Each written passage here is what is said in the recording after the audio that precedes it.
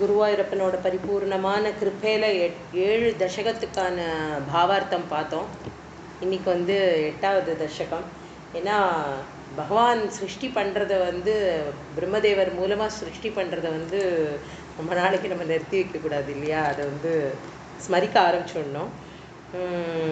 அழகாக 7வது தசகத்தில் பகவான் உத்தரவாதம் தரார். 10வது ஸ்லோகத்தில் என்ன அப்படின்னா, பிரம்மாக்கு இந்த மாதிரியான ஒரு காரியத்தை நீ பண்ணுறதுக்கு தன்னோட கையை பிடிச்ச ஹஸ்தலப்தே அப்படிங்கிறார் இல்லையா?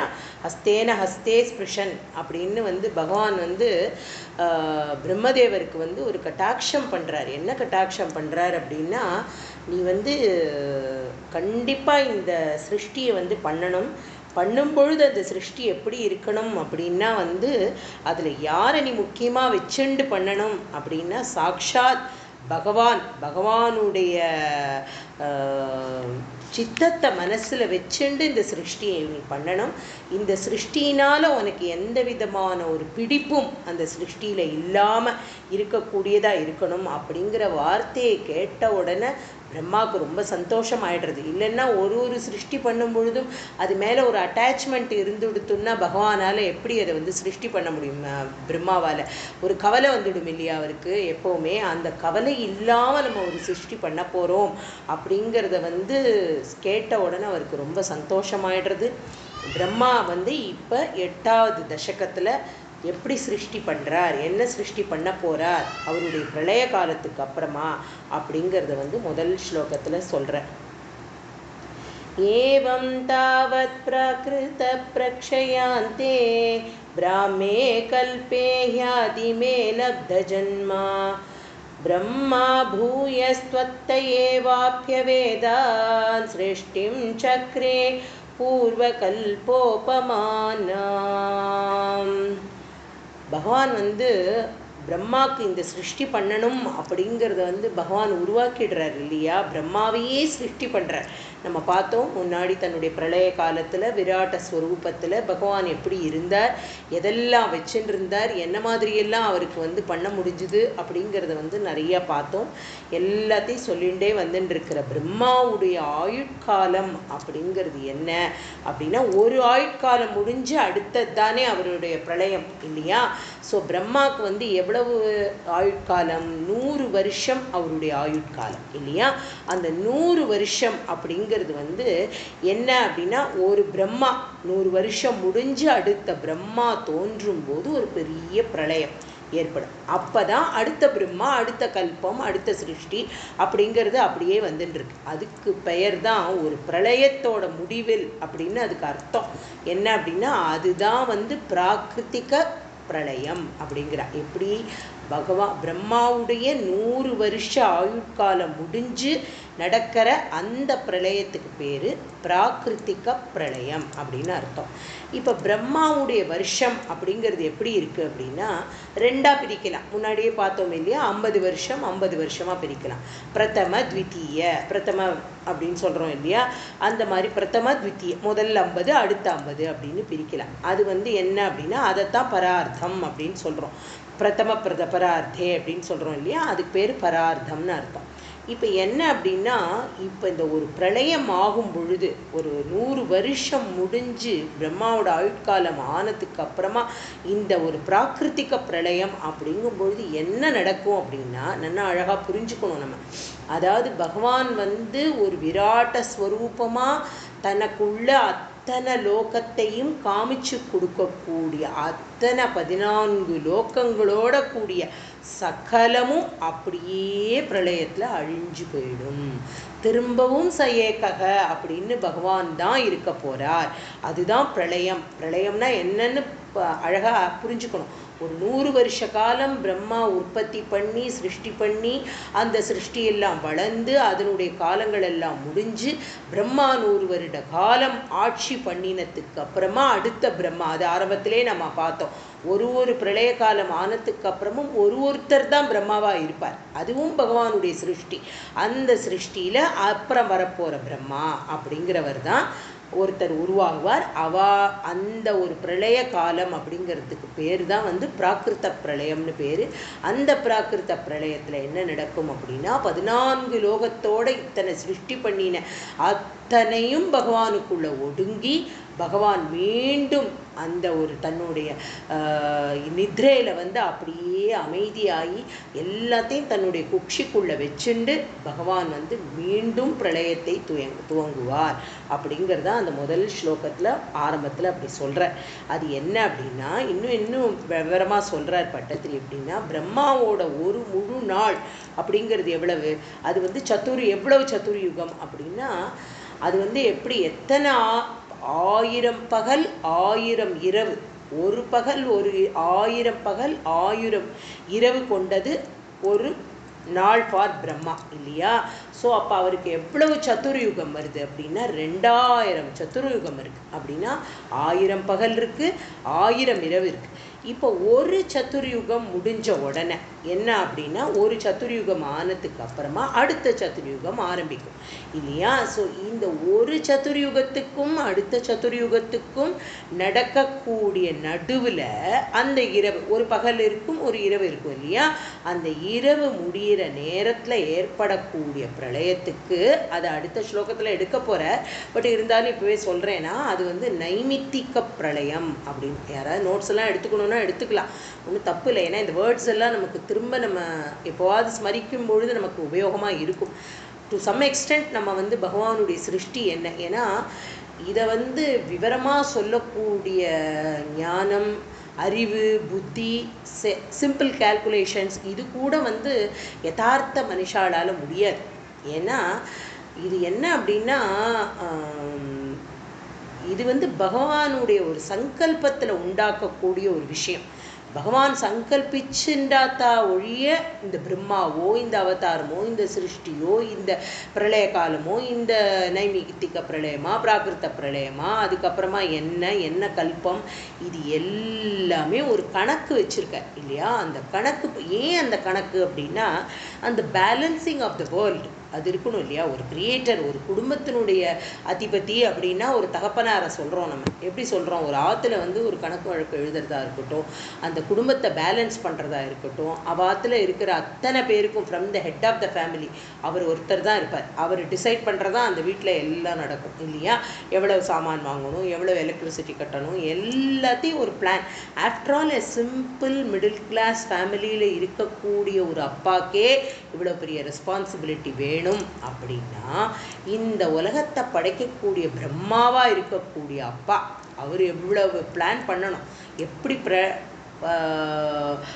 இது பிரளயத்துக்கு அப்புறம் உள்ள சிருஷ்டி எப்படி பேலன்சிங்காக நிற்கணுங்கிறதுக்கு அவருடைய பிளான்ஸ் எவ்வளோ பெரிய விஷயமா இருக்கணும். அந்த புத்தியை யார் தரா, சாக்ஷாத் பிரம்மதேவரே 8வது தசகத்தில் போய் காலில் விழறார், பகவானுடைய பாதத்தில் விழறார், உருண்டு போய் பகவானுடைய பாதத்துக்கே போய் சேர்ந்துட்டு அவர் வந்து வருத்தப்பட்டு கவலையாக இருந்தவர் வந்து அவரை காப்பாற்றி அவரை சொல்கிறார் பகவான், நான் தான் உன்னை சிருஷ்டி பண்ணினேன் பிரம்மா, நீ வந்து இந்த காரியத்தை பண்ணணும். இப்போ எப்படி ஒரு அம்மா வந்து எப்படி தன் குழந்தைகளுக்கு சொல்லுவா, அழகாக சமையல் பண்ணி கொடுக்கறதுக்கு எல்லாம் எடுத்து வச்சுடுவா அம்மா சமத்தா இல்லையா. ஒரு பொன் குழந்தை ஆற்றுல வந்து சமைக்க போகிறது அப்படின்னா அம்மா எல்லாம் ரெடியாக வச்சுருப்பா. 1 டம்ளர் அரிசி, இதுக்கு 2.5 டம்ளர் ஜலம் விடணும், இத்தனோண்டு புளி ஊற போடணும், கொஞ்சோண்டு பருப்பு வேக வைக்கணும், தக்காளி நறுக்கிக்கணும், சக்கலமும் அம்மா வந்து ஹெல்ப் பண்ணுவாள். குழந்தை என்ன பண்ணுவோம், ஒரு குக்கர் வைக்கும், அம்மாட்ட கேட்டு கேட்டு கேட்டு கேட்டு ஃபஸ்ட் கிளாஸாக ஒரு ரசம் பண்ணும். அம்மாவுக்கு அப்படி ஒரு பெருமையாக இருக்கும். என்ன அப்படின்னா என் குழந்தை ரசம் பண்ணிட்டா, என் குழந்தை ஒரு உருளைக்கிழங்கு சப்ஜி பண்ணினா, அவ்வளோ அழகாக காய்கறி நறுக்குவா. எல்லாம் யாருடைய ட்ரைனிங், தாயாரோட ட்ரைனிங். அந்த மாதிரி இந்த பிரபஞ்சத்துக்கே தாயாக இருக்கக்கூடியது யார், சாக்ஷாத் பரபிரம்ம ஸ்வரூபமாக இருக்கக்கூடிய பகவான் குருவாயூரப்பன்.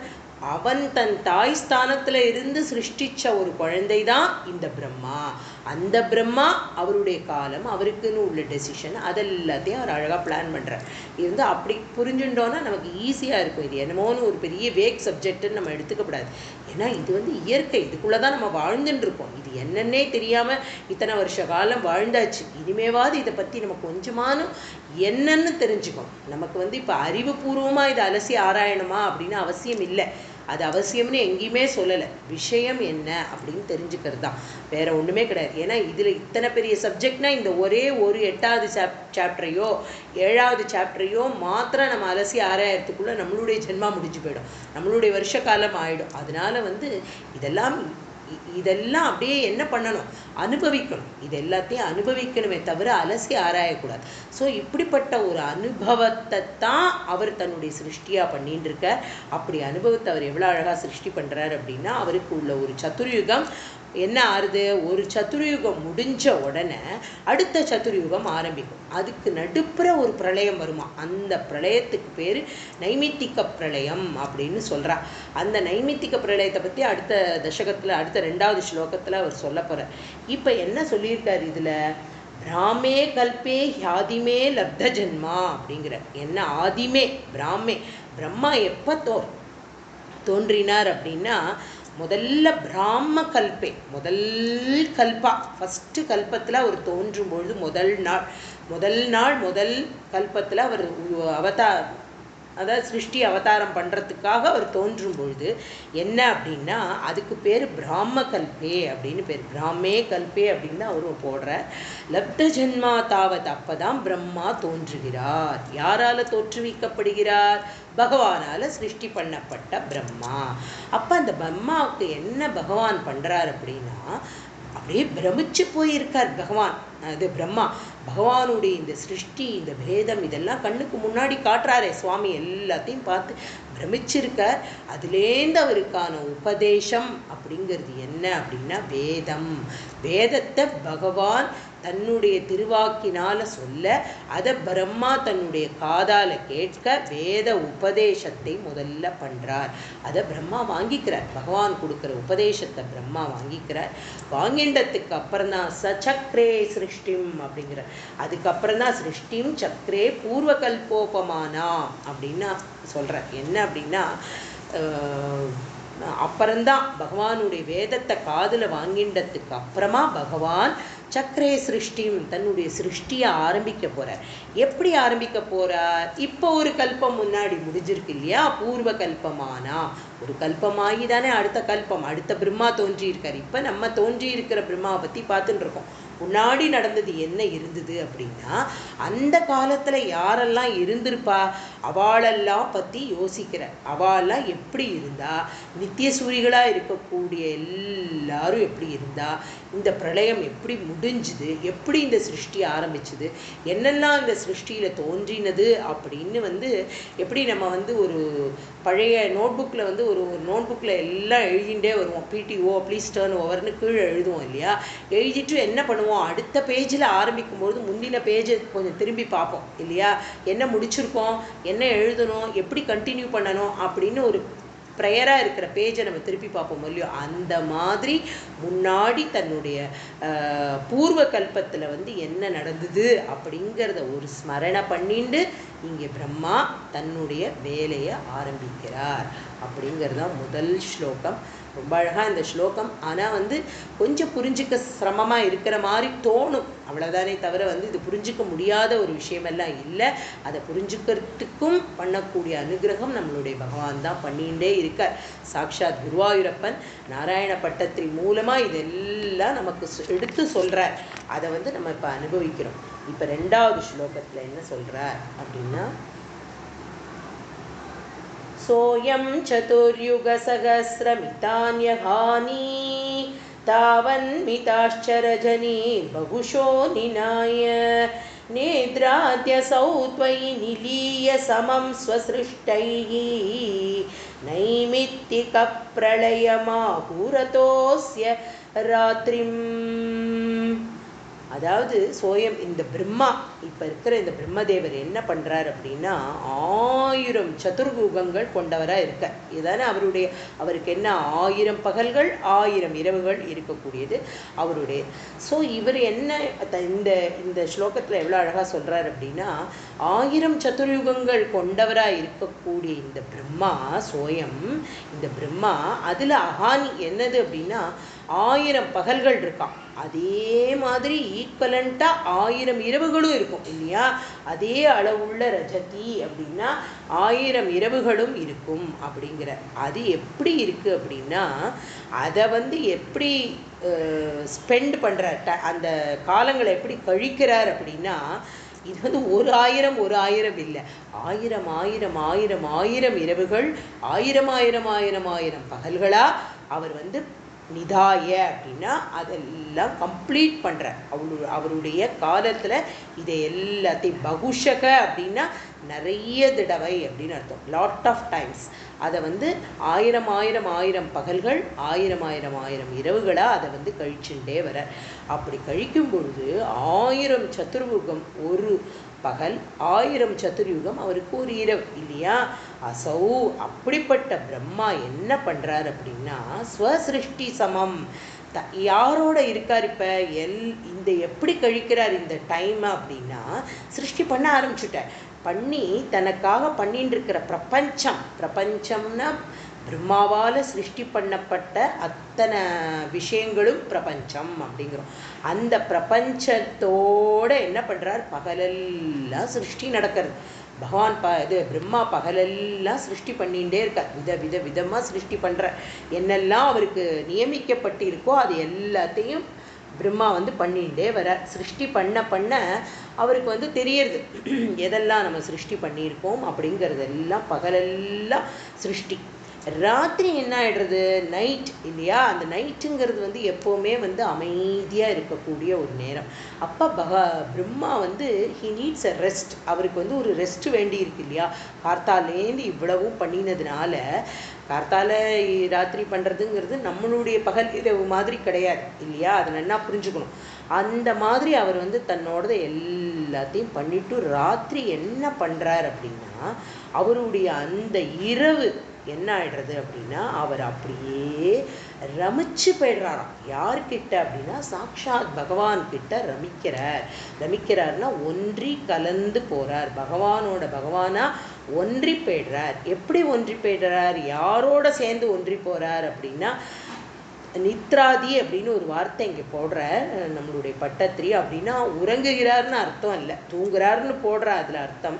பட் அப்படி வியாக்கியானத்தில் சொல்கிறவா எப்படி சொல்கிறா அப்படின்னா, தான் சிருஷ்டி பண்ணின இந்த பிரபஞ்சத்தையும் சேர்ந்து பகவானோட ஒன்றி போகிறார் அப்படிங்கிற.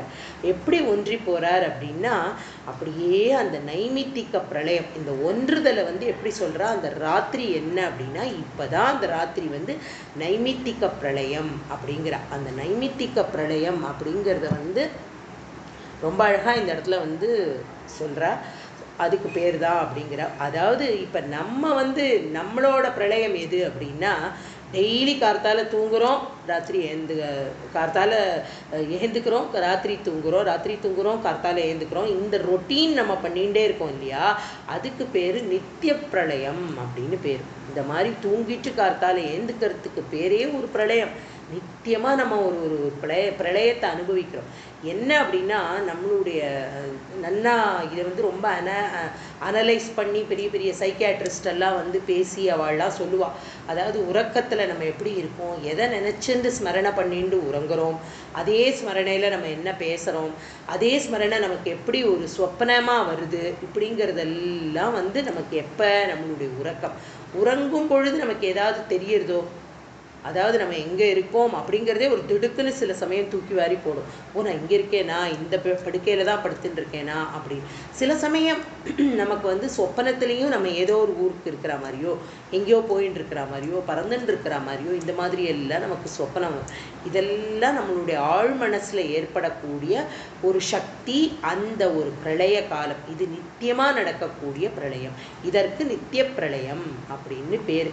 அப்படி பகவானுடைய நைமித்திக பிரளயம் அப்படிங்கிறத எப்போ சொல்கிறா அப்படின்னா, ஒரு சதுர்யுகம் முடிஞ்சு அடுத்த சதுர்யுகம் ஆரம்பிக்கிறச்ச பிரம்மா தன்னுடைய பிரபஞ்சம், தன்னால் உருவாக்கப்பட்ட பிரபஞ்சத்தோட பகவான் கிட்ட ஐக்கியமாறார். அதற்கு பெயர் நைமித்திக பிரளயம் அப்படிங்கிறத தன்னுடைய 2வது ஸ்லோகத்தில் ரொம்ப அழகாக பட்டத்திரி விவரிக்கிற. 3வது ஸ்லோகம், अस्मादृशां पुनरहर्मुखकृत्यतुल्यां सृष्टिं करोतनुदिनं स भवत्प्रसादात् प्राग्ब्राह्मकल्पजनुषां च परायुषां तु सुप्तप्रबोधनसमास्ति तदा विसृष्टिः. இப்போ என்ன பண்ணுறார் அப்படின்னா, பகவானுடைய பரிபூர்ணமான கிருபா இப்போ பார்த்துட்டே இருக்கார். பகவான் தன்னுடைய குழந்தையான பிரம்மா என்ன பண்ணுறான் அப்படின்னு பார்த்து பூரிச்சு போயிருக்காராம் பகவான். பகவானுடைய பரிபூர்ணமான கிருப்பையில் இந்த பிரம்மா சகன்னா பிரம்மா என்ன பண்ணுறாரு அப்படின்னா, புனக திரும்பவும் மறுபடியும் தன்னுடைய சிருஷ்டியை என்ன பண்ணுறார், அனுதினமும் கரோதி, ஒவ்வொரு நாளும் அவர் தன்னுடைய கரோத் அனுதினம் சபவத் பிரசாதாத். யாருடைய பிரசாதம் இது? பகவத் பிரசாதாத்னா பகவானுடைய பரிபூர்ணமான கிருப்பை இல்லைன்னா இந்த காரியம் இல்லை. ஏன்னா அதை தான் நம்மளுடைய 7வது ஸ்லோகத்தில் 7வது தசகத்தில் கடைசி ஸ்லோகத்தில் ரிமைண்ட் பண்ணுறார் பகவான். அதாவது ஒரு சிருஷ்டி அப்படிங்கிறத நீ பண்ணும் பொழுது யாரை நீ உள்ளே வச்சுக்கணும்? சித்வஸ்வரூபமாக இருக்கக்கூடிய பகவானுடைய தன்மை, பகவானுடைய கருணை, இதை ஒரு க்ஷணமும் நினைச்சுண்டே நீ சிருஷ்டி பண்ணணும் அப்படின்னு தான் பிரம்மாவுக்கு சொல்கிறார். ஸோ அது மாதிரி அப்படிப்பட்ட ஒரு பிரசாதாத், பகவத் பிரசாதாத்னா பகவானுடைய கருணை அப்படின்னு அர்த்தம்.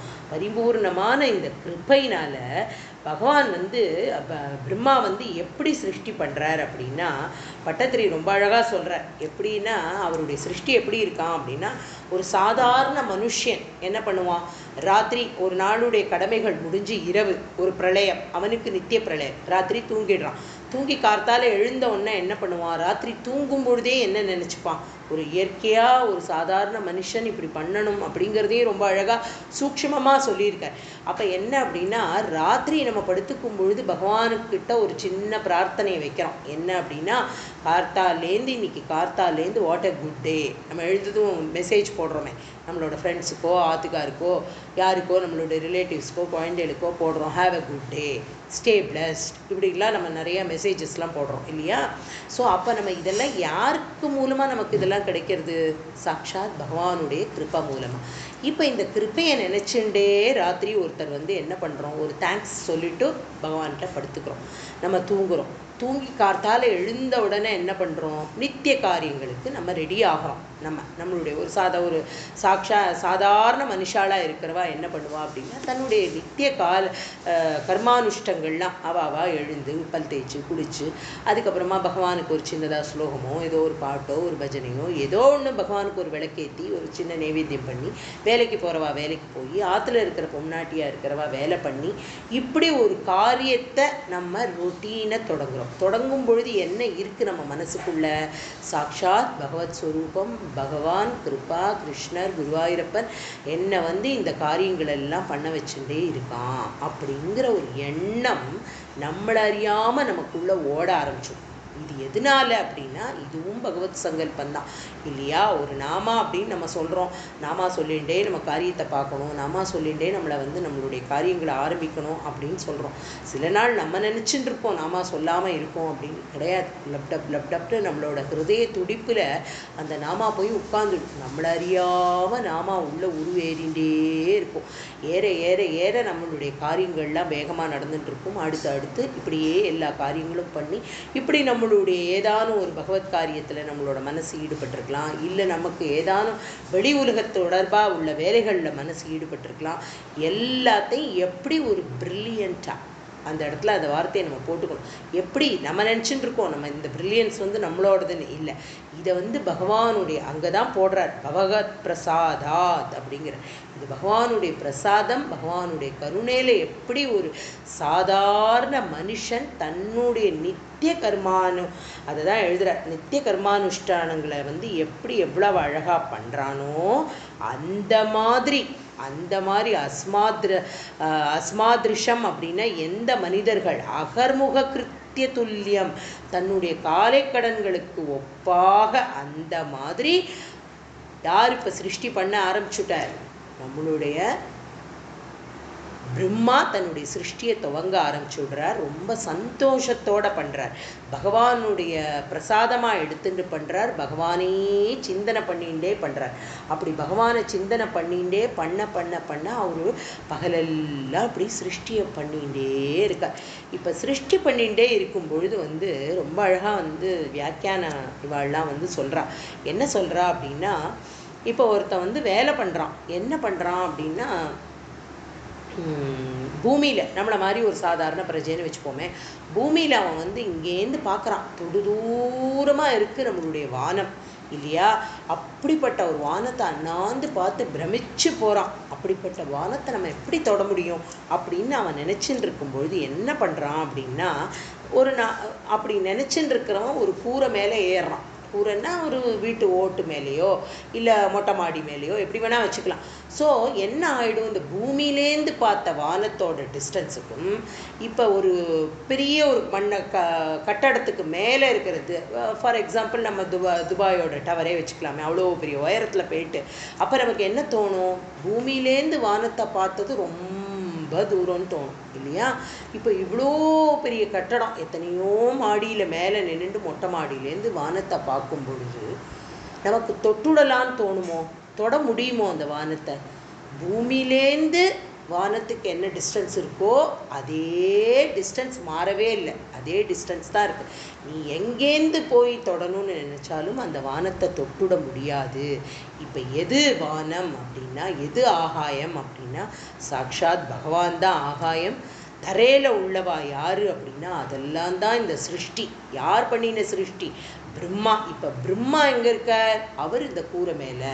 அவர் தான் எங்கே? அந்த ஒரு பெரிய மலையோ இல்லை பெரிய கட்டடமோ இல்லை ஏதோ ஒரு இடத்தோட கூரையிலேருந்து நின்று இந்த ஆகாயத்தை பிரமிப்பாக பார்க்குறார்.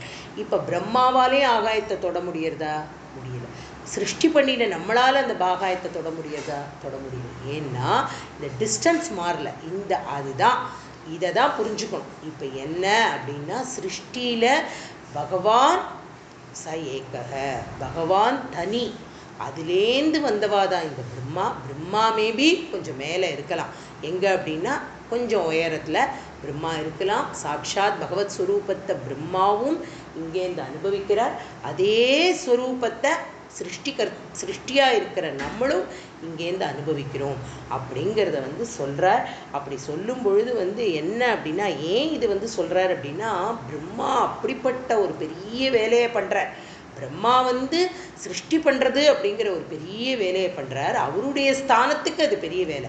சாதாரண மனுஷ ரூபனாக இருக்கக்கூடிய நமக்கு என்ன வேலை அப்படின்னா, எப்படி நம்ம நம்மளுடைய நித்திய அனுஷ்டானங்கள் எல்லாம் பண்ணுவோமோ அந்த மாதிரி அவருக்கு எது நித்திய அனுஷ்டானமாக இருக்குன்னா, சிருஷ்டி பண்ணுறது அவருக்கு நித்திய அனுஷ்டானமாக இருக்குது அப்படிங்கிறத அந்த ஸ்லோகத்தில் ரொம்ப அழகாக பட்டத்திரி எக்ஸ்பிளைன் பண்ணுறார். அப்புறம் என்ன சொல்கிறார் அப்படின்னா, प्राग् ब्रह्मकल्पजनुषां च परायुषां तु सुप्तप्रबोधनसमास्ति तदा विसृष्टिः. இப்போ என்ன அப்படின்னா, இப்போ இந்த பிரம்ம காலத்தில் இப்போ பண்ணிட்டு இருக்க, இப்போ இந்த பிரளய காலம் ஆகி பிரம்மா தன்னுடைய சிருஷ்டியை பண்ணும்பொழுதே முதல்லையே அந்த பிரம்மா முதல் நாள் பிராம கல்பத்தில் ஆரம்பிக்கும் பொழுது என்ன பண்ணினார், முந்திய கல்ப காலத்தில் என்ன இருந்ததோ அந்த ஃபார்முலாஸை வச்சுட்டு இப்போ பண்ணுறார் அப்படின்னு பார்த்தோம் இல்லையா? ஸோ இப்போ முந்தின கல்ப காலத்தில் நித்திய சூரிகள்னு இருப்பா பத்தேளா, அவள்லாம் மாறவே போகிறதில்ல. யாரெல்லாம் அப்படின்னா, அனந்த கருடன், விஸ்வக்சேனன், ஆதிசேஷன், சூரியன், சந்திரன், இவா எல்லாம் நித்திய சூரிகளாக எப்போவுமே இந்த பாவனா மண்டலத்தில் அப்படியே சுற்றின்னு இருப்பாளாம். அவா எல்லாரும் ததா விசிருஷ்டிகி அப்படிங்கிற இது எல்லாத்தையும் எப்படி இருக்குன்னா, அவா டக்குன்னு வந்துடுறாளாம். ஒரு தூங்கி எழுந்தவா எப்படி இப்போ ஒரு மத்தியான நேரத்தில் ஒரு சின்ன நேப் அப்படிங்கிறோம் இல்லையா, டக்குன்னு ஒரு 10 to 15 மினிட்ஸ் தான் நம்ம அப்படி ஜஸ்ட்டு ஒரு கண்ணை மூடி ஒரு நித்ரையில் இருந்திருப்போம். அடுத்த க்ஷணம் நமக்கு ஒரு உணர்வு வரும்பொழுது அப்படியே டக்குன்னு எழுந்துட்டுறோம் இல்லையா? அந்த டக்குன்னு எழுந்துக்கிறச்ச நமக்கு எப்படி தெரியுது, ரொம்ப ஃப்ரெஷ்ஷாக இருக்கும், எல்லாமே நமக்கு போய்படுறது. ஒன்றும் ஒரு மயக்க நிலையிலலாம் நம்ம இருக்க மாட்டோம் இல்லையா? ஸோ நம்மளுடைய ரொட்டீன்ஸ் எல்லாமே நமக்கு டக்கு டக்கு டக்குன்னு அடுத்தடுத்த வேலைகளை நம்ம பண்ணக்கூடிய ஒரு பாவம் வந்துடும். அந்த மாதிரி முந்தின கல்பகாலத்தில் இருந்த நித்திய சூரிகள்லாம் இந்த சிருஷ்டி பண்ணும்பொழுது ஒரு க்ஷணம் அப்படி தூங்கி எழுந்தவர்களாக தெரியப்படுறா அப்படிங்கிறத இந்த 3வது ஸ்லோகத்தில் ரொம்ப அழகாக சொல்கிறார். இப்போ 4வது ஸ்லோகம். பஞ்சாशतब्धमधुना स्वभयोर्धरूपम् एकं परार्धमतिवृत्य हि वर्तते सौ तत्रान्त्यरात्रिजनितान् कथयामि भूमन् पश्चाद्दिनावतरणे च भवद्विलासन्. இப்படிப்பட்ட இப்போ பிரம்மா இப்படி சிருஷ்டி பண்ணி பண்ணி பண்ணி பண்ணி பண்ணி பண்ணி அவருடைய 100 வருஷ காலத்தில் 50 வருஷம் முடிஞ்சுடுது. 50 வருஷம் அவருடைய பாதி, அவருடைய ஆயுட்காலத்தில் பாதி முடிஞ்சவராக இருக்கார். 50 வருஷத்தை முடிச்சு விடுற. இப்போ எப்படி இருக்கார் அப்படின்னா, அதான் பஞ்சாசதப்தம் அப்படிங்கிறார். பஞ்சாசதப்தம்னா 50 வருஷங்கள் அவருக்கு முடிஞ்சு விடுறது. அப்போ இதை நம்ம என்ன பேசினோம், நம்ம பரார்த்த காலம் அப்படின்னு பார்த்தோம் இல்லையா. இப்போ என்ன மாதிரியான ஒன்று முடிச்சுடுத்துனா ஏக பரார்த்த காலம், ஒரு பரார்த்த காலம் முடிஞ்சுடுத்து 50 வருஷத்தில். ஓகே, 50 வருஷம்னா முதல் கல்ப காலம் ஆயிடுத்து. இப்போ இந்த முதல் கல்ப காலம் ஆரம்பிச்சார் பார்த்தீங்களா, அதுதானே பிராம கல்பம்னு பார்த்தோம். அது என்ன அப்படின்னா, அவருடைய வருஷம் ஆரம்பிக்கிற வருஷத்துடைய, ரொம்ப சிம்பிளாக புரிஞ்சுக்கோங்க. ஓகே, அப்படி ஆரம்பிக்கிற வருஷத்துடைய முதல் வருஷத்தில் முதல் நாள், அதுக்கு பேர் என்ன அப்படின்னா பிராம கல்பம் அப்படிங்கிற. அப்போ 50 வருஷம் ஆயிடுது. 50 வருஷமாக அவர் அவருடைய டென்யூரில் அவர் இவ்வளோ அழகாக இதெல்லாம் பண்ணிகிட்டே வர்றார். இப்போ 50வது வருஷம் முடிகிற கடைசி நாள், கடைசி கல்பம், அதுக்கு என்ன அப்படின்னு பேருன்னு பார்த்தா அதுக்கு பாத்ம கல்பம் அப்படிங்கிறாங்க. பாத்மகல்பம். இப்போ பாத்மகல்பம் முடிஞ்சு மறுநாள் கார்த்தால இன்னித்த பிரளயம் முடிஞ்சு அடுத்தது வரணும் இல்லையா, நித்திய பிரளயத்தில் முதல் இரவு, அந்த 50வது கடைசி நாளுடைய இரவு முடிஞ்சு 51வது வயதினுடைய முதல் நாள், முதல் காலம், முதல் கல்பம், முதல் நாள் என்ன அப்படின்னா அதை தான் ஸ்வேதவராக கல்பம் அப்படிங்கிற.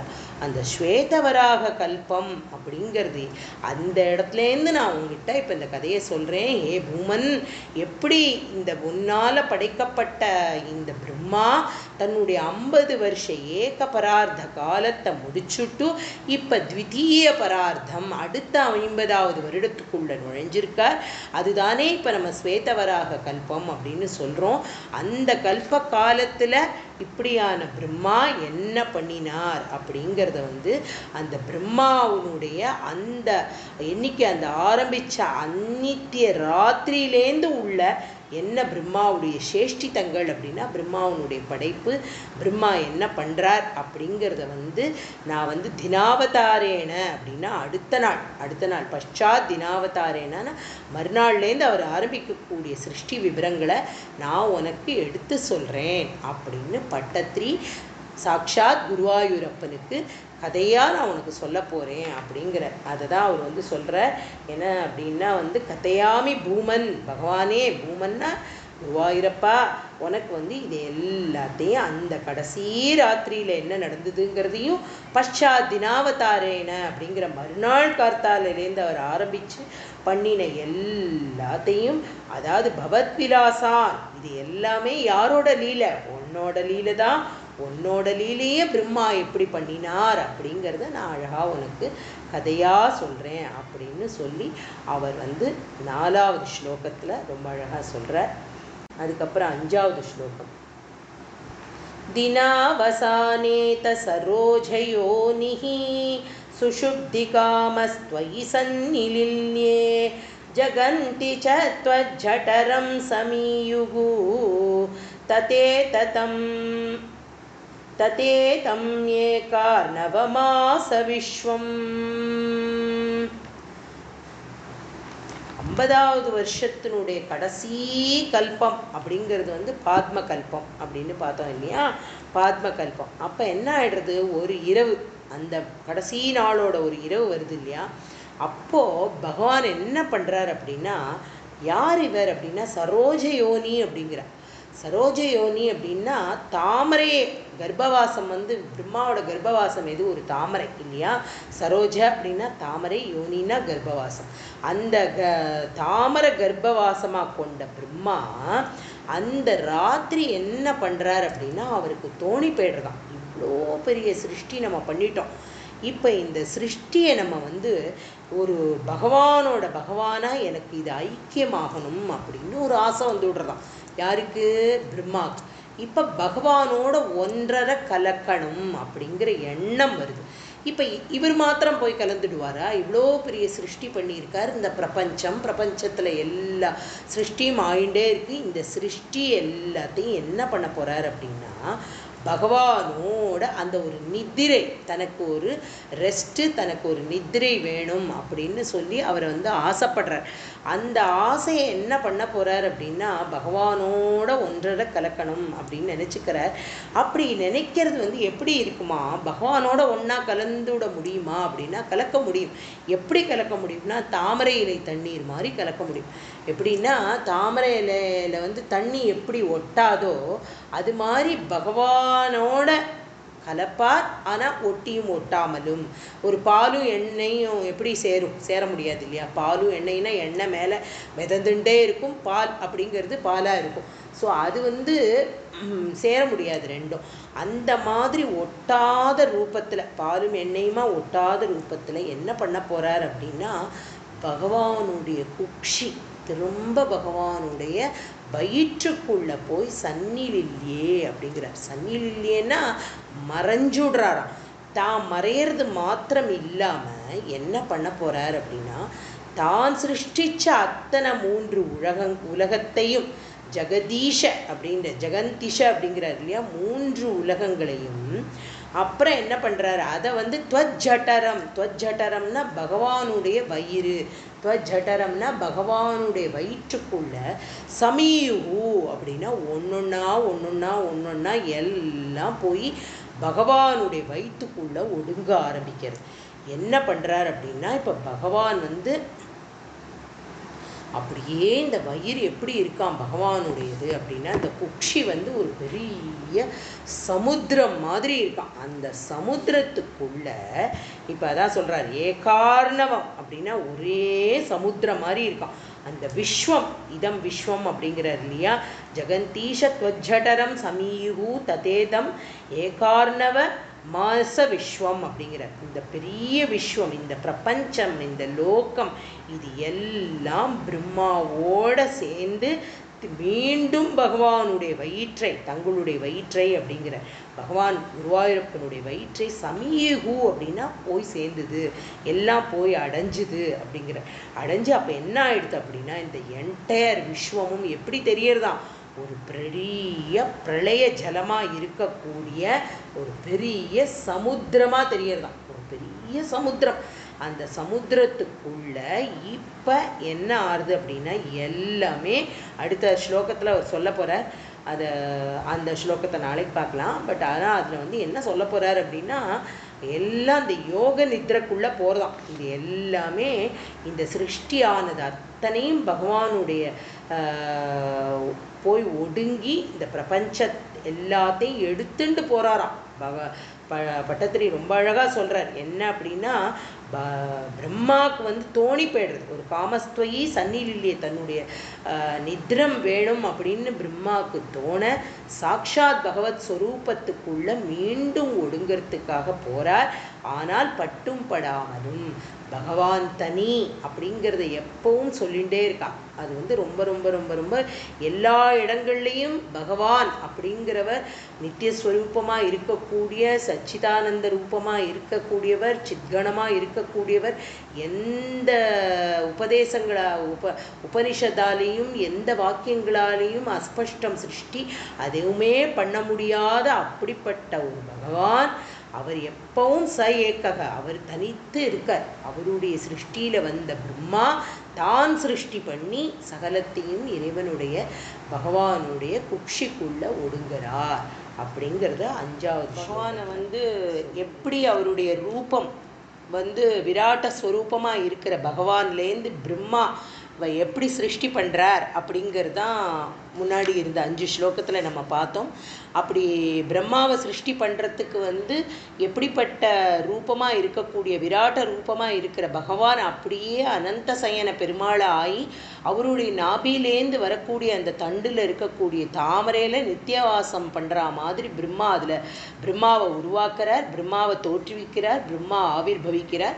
ஆவிர்பவிச்ச பிரம்மா என்ன பண்ணுறார் அப்படின்னா ஊர்ಧ್ವ நாடி வழியாக எப்படி ஒரு ஆத்மா போய் வைகுண்டத்தில் இருக்கக்கூடிய பகவானை தரிசனம் பண்ண போகிறாரோ அதே மாதிரி இந்த பெரிய அண்டத்துக்குள்ள பகவானை வந்து பகவான் பிரம்மாவை சிருஷ்டி பண்ணி அந்த சிருஷ்டிகர்த்தாவாக இருக்கக்கூடிய பிரம்மா மேலே மேலே மேலே மேலே போய் எல்லா இடத்துலையும் தேடுறார். தேடி அசரீரி வாக்கா அவருக்கு வந்து தபஸ் பண்ணு அப்படிங்கிற வார்த்தை கேட்கறது. எங்கே தேடியும் யாருமே தெரியல. அப்படிப்பட்ட ஒரு ஜலப்பிரவாகத்தில் பகவானை வேண்டிண்டு அவர் அந்த இடத்துல வந்து என்ன பண்ணுறார் அப்படின்னா தபஸ் பண்ண ஆரம்பிக்கிறார். சாக்ஷாத் ஒரு பரபிரம்மஸ்வரூபத்தை நோக்கி தபஸ் பண்ணுறார். அந்த தபஸில் ரொம்ப சந்தோஷமான பகவான் தன்னுடைய வைகுண்ட தாமத்தை பிரம்மாவுக்கு காட்டுறார். இந்த அண்டத்தையும் தாண்டியது அந்த வைகுண்டம் அப்படிங்கிறத நம்ம இப்போ அழகாக புரிஞ்சுக்கிறோம் இல்லையா? இப்போ நமக்கு வந்து விளக்கமாக தெரிஞ்சு போயிடுது. ச ஏக்ககன்னு நம்ம சொல்லிகிட்டே இருக்கோமே, அந்த ச ஏக்கக அப்படிங்கிற பகவான் எங்கே இருக்கார் அப்படின்னா வைகுண்டபதியான சாக்ஷாத் ஸ்ரீமன் நாராயணன் குருவாயூரப்பனே தான் அப்படிங்கிறத வந்து தன்னுடைய கண்ணால் பார்க்குறார். அப்படி வந்து தானும் அந்த சின்ன ஓட்ட வழியாக வந்து எப்படி ஒரு ஆத்மா வெளியில் போய் வைகுண்ட தாமத்தில் இருக்கக்கூடிய பகவானை பார்ப்பாரோ அதே மாதிரி இப்போ பிரம்மா அந்த தண்டு தாமரையோட தண்டு நீண்டு நீண்டு நீண்டு வளர்ந்து அது வந்து இந்த அண்டத்தையும் தாண்டி பகவானுக்கு காட்டுற பகவான் வந்து பிரம்மாவுக்கு காட்சி கொடுக்குறார் அப்படிங்கிற வரைக்கும் வந்து நேற்றுக்கு நம்ம வந்து பார்த்தோம். அந்த மாதிரி வந்து பகவானுடைய சர்வவியாபியான கிருஷ்ணர் எப்படி வந்து அந்தர்பகிஸ்தோன்னு சொன்னோம் இல்லையா? உள்ளேயும் இருக்கார் வெளியிலையும் இருக்கார். இப்போ நன்னா தெரியறது அவர் வெளியில் இருக்கார். சாக்ஷாத் பகவத் ஸ்வரூபம் வெளியில் இருக்கார் அப்படிங்கிறதும் அந்த இடத்துல காம குரோத லோபமோ மாத்சரியம் அப்படிங்கிற எந்த விதமான தீய செயல்களோ குணங்களோ எதுவுமே இல்லாமல் தூர இருக்கக்கூடிய பிரம்மானந்த ஸ்வரூபமாக சித்மயமாக இருக்கக்கூடிய அந்த பகவத் ஸ்வரூபத்தை பார்க்குறார். அங்கே வந்து இருக்கிறவா எல்லாரும் எப்படி இருக்கா அப்படிங்கிறதையும் அவர் வந்து சொல்கிறார். எல்லாரும் வந்து ஹரிமணி மாலை போட்டுருக்கா. அப்படி இந்திரமணி நீல சஃபயர் உள்ள மாலையெல்லாம் போட்டுருக்கா. அங்கே இருக்கிறவாளுக்கு வந்து எல்லாருக்கும் வந்து கிரீட்டம் கங்கணம் எல்லாம் அணிஞ்சின்றிருக்கா. அவளுடைய எல்லாருக்குமே வந்து திவ்யஸ்வரூபமான பகவான ஒத்த ஸ்வரூபம், பகவானை போலவே 4 புஜங்கள், அதுலேயும் சங்கு சக்கர பத்மம் கதா தாங்கிண்டு இருக்கக்கூடியவாளாக இருக்கா. ஒவ்வொருத்தருக்கும் வந்து என்ன இருக்குது அப்படின்னா ஒரு வாகனம் இருக்குது. அந்தந்த வாகனத்தில் ஏறி எல்லா இடமும் அவள் வந்து போயிட்டு வரா மாதிரியான ஒரு சூழ்நிலையெல்லாம் அவர் வந்து அங்கே பார்க்குறார். அப்படி பார்த்த பிரம்மாவுக்கு வந்து ரொம்ப அத்தியாச்சரியம். இப்படிப்பட்ட அழகா இப்படிப்பட்ட பகவானா எப்படி இருக்கார் அப்படின்னு.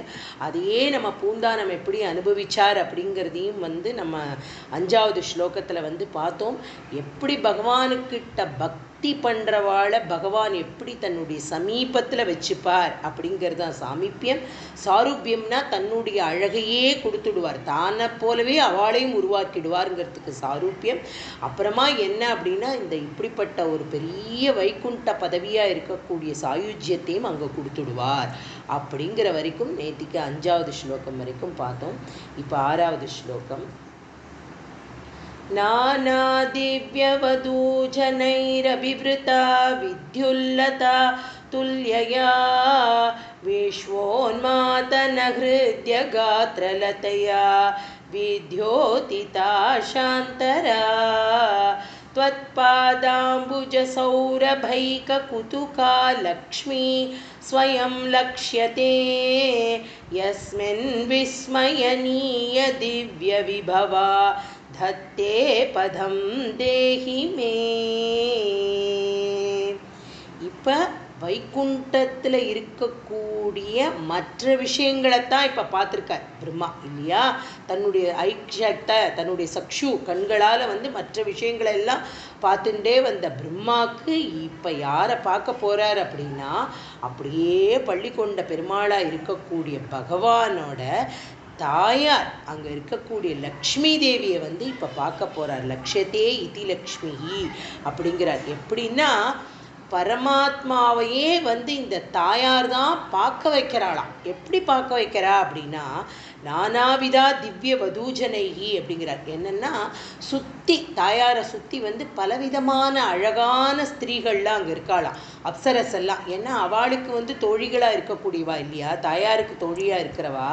அவளெல்லாம் சூழப்பட்டவர்களாக திவ்ய வதூஜனைகின்னா தேவஸ்திரீகள்லாம் சுற்றி இருக்காளாம். அவள்லாம் எதுக்கு இருப்பா அப்படின்னா தாயாருக்கு கைங்கரியம் பண்ணுறாளாம். தாயாருக்கு ஒரு சிகை அலங்காரம் பண்ணுறதுக்கோ, தாயாருக்கு ஒரு ஒப்பனை பண்ணுறதுக்கோ, தாயாருக்கு நலங்கு மஞ்சள் இட்டு விடுறதுக்கோ, மருதாணி போட்டு விடுறதுக்கோ, இதுக்கெல்லாம் அந்த மாதிரியான ஸ்திரீகள் எல்லாரும் தேவஸ்திரீகள் எல்லாரும் அங்கே கூடி இருக்கா தாயாரோட லக்ஷ்மியோட.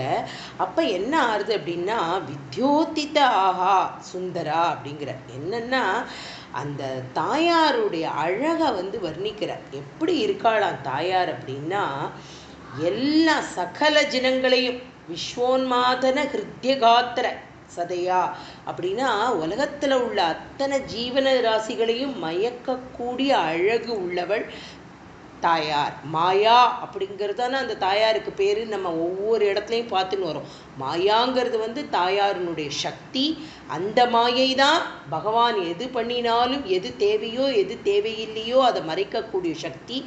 எந்த இடத்துல நமக்கு கிருபா வேணுமோ அதை தூண்டக்கூடிய சக்தியாக இருக்கக்கூடியவள் வக்ஷஸ்தலத்தில் இருக்கக்கூடிய தாயார். தாயார் இல்லாமல் பெருமாள் ஒரு காரியம் அசைக்க மாட்டார் அப்படிங்கிறதுக்கு சாட்சாத் ஸ்வரூபமாக அவருடைய மருளியே போய் உட்கார்ந்துடுறா.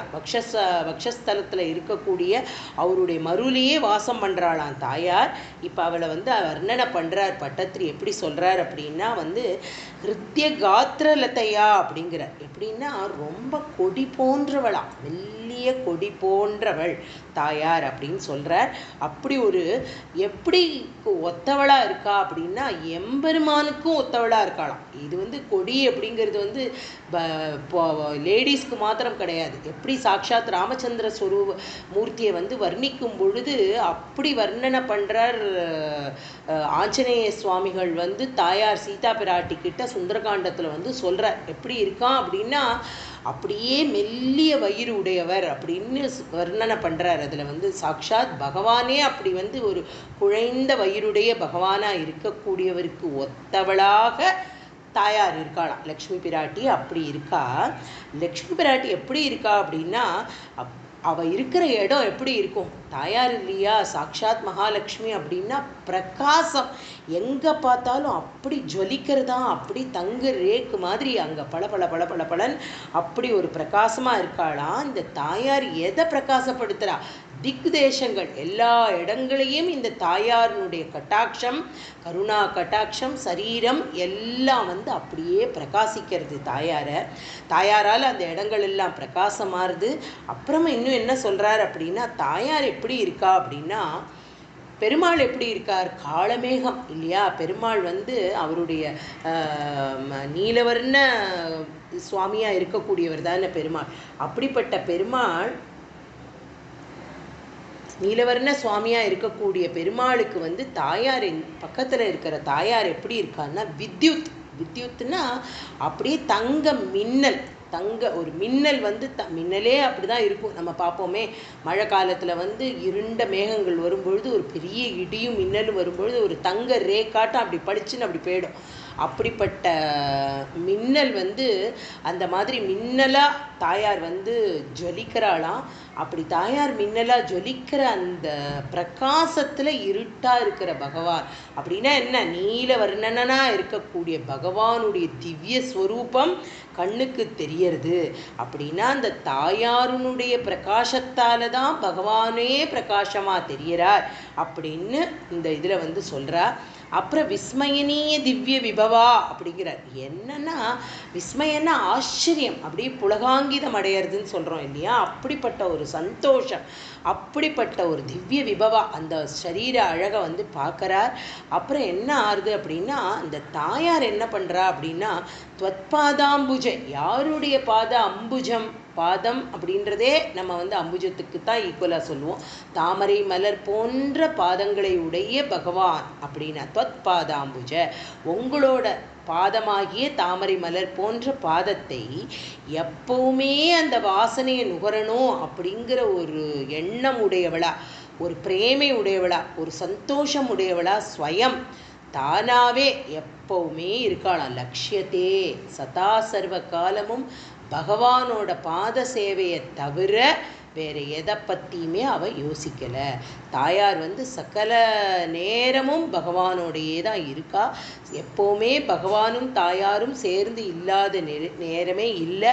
அப்படி தானாகவே இருக்கக்கூடிய அந்த எண்ணத்தோடைய அந்த சந்தோஷத்தோட அந்த பிரேமையோட பகவானை எப்போவுமே ஸ்மரிச்சுண்டு இருக்கா தாயார். அப்படிப்பட்ட ஒரு அந்த அருமையான தங்களோட தேகம், அந்த அருமையான உங்களை வந்து நான் வந்து பார்க்குறேனே அப்படின்னு சொல்லி, இப்போ யார் மூலமாக இது யார் பார்த்தா? சாக்ஷாத் பிரம்மா பார்க்குறாரு இல்லையா? சாக்ஷாத் பிரம்மாவோட திருஷ்டியில் இப்போ யார் பார்த்துட்டு இருக்கார்? இதை நம்மளுடைய நாராயண பட்டத்திரி பார்த்துட்டு இருக்கார். பிரம்மாவோட திருஷ்டி மூலமாக நமக்கெல்லாம் இந்த வைகுண்ட ரூப தாமத்தை வந்து அப்படி காட்டுறார். பகவான் எப்படி பார்த்தாரோ பகவானை அப்படி பார்க்குறார். இப்போ என்ன பண்ணுறாளாம் தாயார் வந்து வைகுண்டத்தில் வந்து எப்படி நம்ம பார்த்தோம், ஒரு ஒரு கோவில் இருக்குது, அங்கே வந்து உள்ளேயே கோவில் இருக்குது, எல்லா விமானத்தில் போயின்னு இருக்கா, ஒவ்வொருத்தருக்கும் ஒரு ஒரு வாகனம் இருக்குது, சதுர்புஜங்கள் இருக்குது, ரத்னமணி மாலைகள் போட்டுன்னு இருக்கா, உடம்பெல்லாம் வைரமும் வைடூரியமும் மாணிக்கமும் மரகதமுமா பிரகாசிக்கக்கூடிய அப்படிப்பட்ட ஒரு ஜிலு ஜிலு ஜிலு ஜிலுன்னு இருக்கிற இடத்துல அப்படி ஒரு நந்தவனமா. அந்த நந்தவனத்தில் வந்து என்னது எல்லாமே கற்பக விருட்சம் அப்படின்னு நம்ம பார்க்குறோமே, பாரிஜாத்த மரம் இருக்குது அங்கே, சொர்க்கத்துக்கு ஈடு இணையாக இருக்கக்கூடிய அதற்கும் மேலான ஒரு பரமஸ்வர்க்கம் இல்லையா. அங்கே வந்து அந்த நந்தவனத்தில் வந்து தாயார் என்னன்னா நித்தியவாசமாக அங்கே துளசி மாதா இருக்காளாம். அப்போ நித்தியவாசமாக துளசி மாதா இருக்கா அப்படின்னா அந்த துளசி மாதாட்ட வந்து அப்படி கிருஷ்ணனுக்கு பிரேமையா. அப்போ வந்து நம்மளோட குருநாதரே ரொம்ப அழகாக ஒரு பாட்டு எழுதியிருக்கார். துளசி பூஜையால் கண்ணன் மகிழ்கின்றார், கோ பூஜையால் கண்ணன் மகிழ்கின்றார். ஒரு துளசி தளம் இருந்தால் போருமா, இல்லை சாக்ஷாத் குருவாயூரப்பனுக்கு வேறு எதுவுமே அவசியம் இல்லைங்கிறார். உங்களுடைய ஆத்மார்த்தமாக கண்ணுலேருந்து விழற அந்த 2 சொட்டு ஜலம், ஒரு துளசி, இந்த ஆராதனை எனக்கு போருமே அப்படின்னு கேட்டுக்கிறார் பெருமாளே. அப்படிப்பட்ட அந்த துளசி எல்லாம் வந்து நித்தியமாக பறித்து அதையெல்லாம் அழகாக சுத்தமான துளசி அவள் வெயிட் பண்ணிகிட்டே இருப்பாளாம். அந்த துளசிக்கு மாத்திரம்தான் வந்து ஒரு பெரிய சாநித்தியம், அதுக்கு ஒரு அது வந்து பகவத் ஸ்வரூபமாக இருக்கக்கூடிய ஒரு செடி அப்படின்னு நம்ம எப்படி சொல்கிறோம் அப்படின்னா, துளசி விதை போட்டு வளரும். துளசி வந்து நிறைய ஜலம் தெளித்து அந்த பக்கம் இந்த பக்கம் பார்க்கும் பொழுது எங்கெல்லாமோ துளசிக்கு தெரியும். துளசியோட முதல் அப்படி கணு அப்படி வெளியில் வருது இல்லையா, ஒரு சின்ன தண்டு, அதில் 2 இலை இவ்வளோதான் இருக்கும், இவ்வளோ ஒன்று தெரியறது. அதை எடுத்து நம்ம ஜஸ்ட்டு நுகர்ந்து பார்த்தாலே அந்த துளசியோட வாசனை அப்படி இருக்கும். அப்போ அந்த துளசிக்கு என்ன அப்படின்னா, வேர்லேருந்து கிறுக்கக்கூடிய அந்த க்ஷணத்துலேருந்தே பகவானுடைய திருவடியில் போய் சேரணும் அப்படிங்கிறது துளசி மாதாவோட ஆசையாம். அதனால தான் வந்து தீர்க்க சுமங்கரியாக இருக்கணும்னு பண்ணணும் அப்படிங்கிறதுனால சின்ன வயசுலேருந்தே குழந்தைகளுக்கெல்லாம் பழக்குவா. கொஞ்சோண்டு துளசிக்கு ஜலம் விட்டுட்டு வரணும், துளசிக்கு ஏதாவது ஒரு ஆரத்தி காட்டணும், துளசிக்கு நெத்திக்கிடணும், சாயங்கால நேரத்தில் துளசிக்கிட்ட விளக்கேற்றணும் அப்படிங்கிறதெல்லாம் ஒரு சம்பிரதாயமாக வச்சுருந்தா. என்ன காரணம் அப்படின்னா, அந்த மாதிரி ஒரு சாக்ரிஃபைசிங் இது பகவானிடத்துலையே தன்னை சமர்ப்பிச்சுக்கணும்னு நினைக்கக்கூடியவள் இந்த துளசி. அந்த துளசியை நம்ம சாக்ஷாத் மகாலட்சுமி எடுத்து பகவானுக்கு நித்திய அர்ச்சனை பண்ணிகிட்டே இருக்காளாம். நம்ம வந்து லக்ஷ்மிக்கே அஷ்டோத்திரம் சொல்கிறோம். பிரகிருத்தியே நமஹா, விகிருத்தியே நமஹா, வித்யாய நமஹா, சர்வபூத இதப்பிரதாய நமஹான்னு வரிசையாக அஷ்டோத்திரம் சொல்கிறோம். சாக்ஷாத் மகாலட்சுமி பகவானுக்கு ஓம் விஸ்வஸ்மை நமஹா, ஓம் விஷ்ணவே நமஹா, ஓம் பூதபிருத்தே நமஹா அப்படின்னு சகசிர நாமத்தால் நித்திய அர்ச்சனை பண்ணிகிட்டே இருக்கலாம். இந்த காட்சியை எந்த பெருமாளை தான் பார்க்கணும்னு பிரம்மா ஆசைப்படுறாரோ, பிரம்மா ஆசைப்படலை, பிரம்மாவனுடைய தபஸ், பிரம்மாவனுடைய பக்திக்கு பகவானே வைகுண்டத்தில் காட்சி கொடுக்குறார்.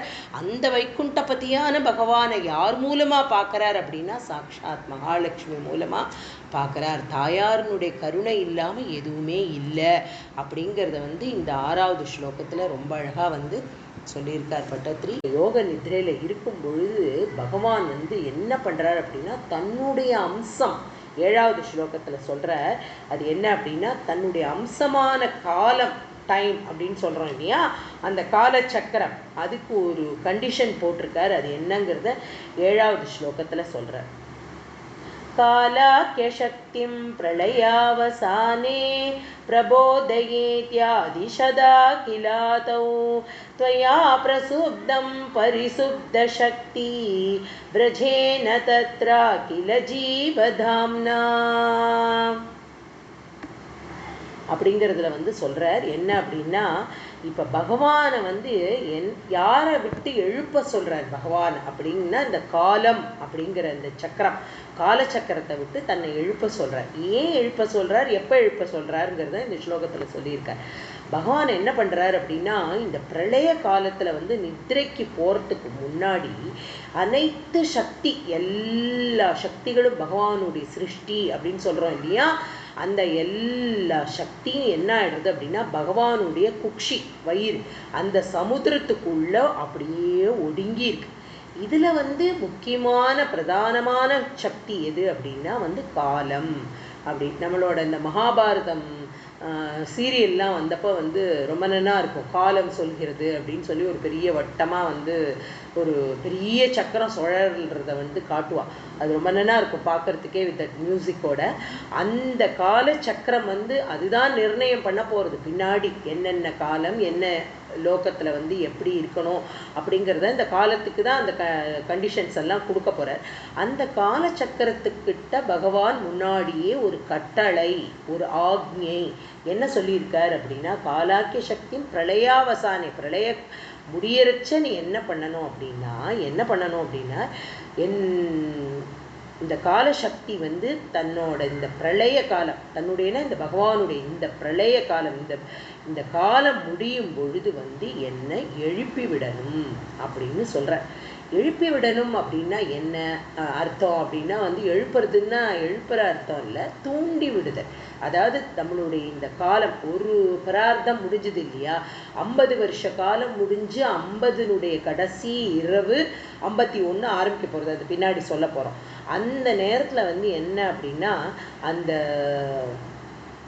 யோக நித்ரையிலேருந்து பகவானை ஒரு எழுப்பி விடுறது, பகவானுக்கு வந்து அந்த உணர்ச்சி, அந்த இதை தூண்டி விடுறதுக்கு வந்து இந்த சக்கரத்துக்கு அந்த கட்டளையை கொடுத்துருக்க. இப்போ இந்த காலச்சக்கரம் தான் விழித்து கொள்றது இல்லையா, எல்லாம் குக்ஷியில் உறங்கிட்டு இருக்கு.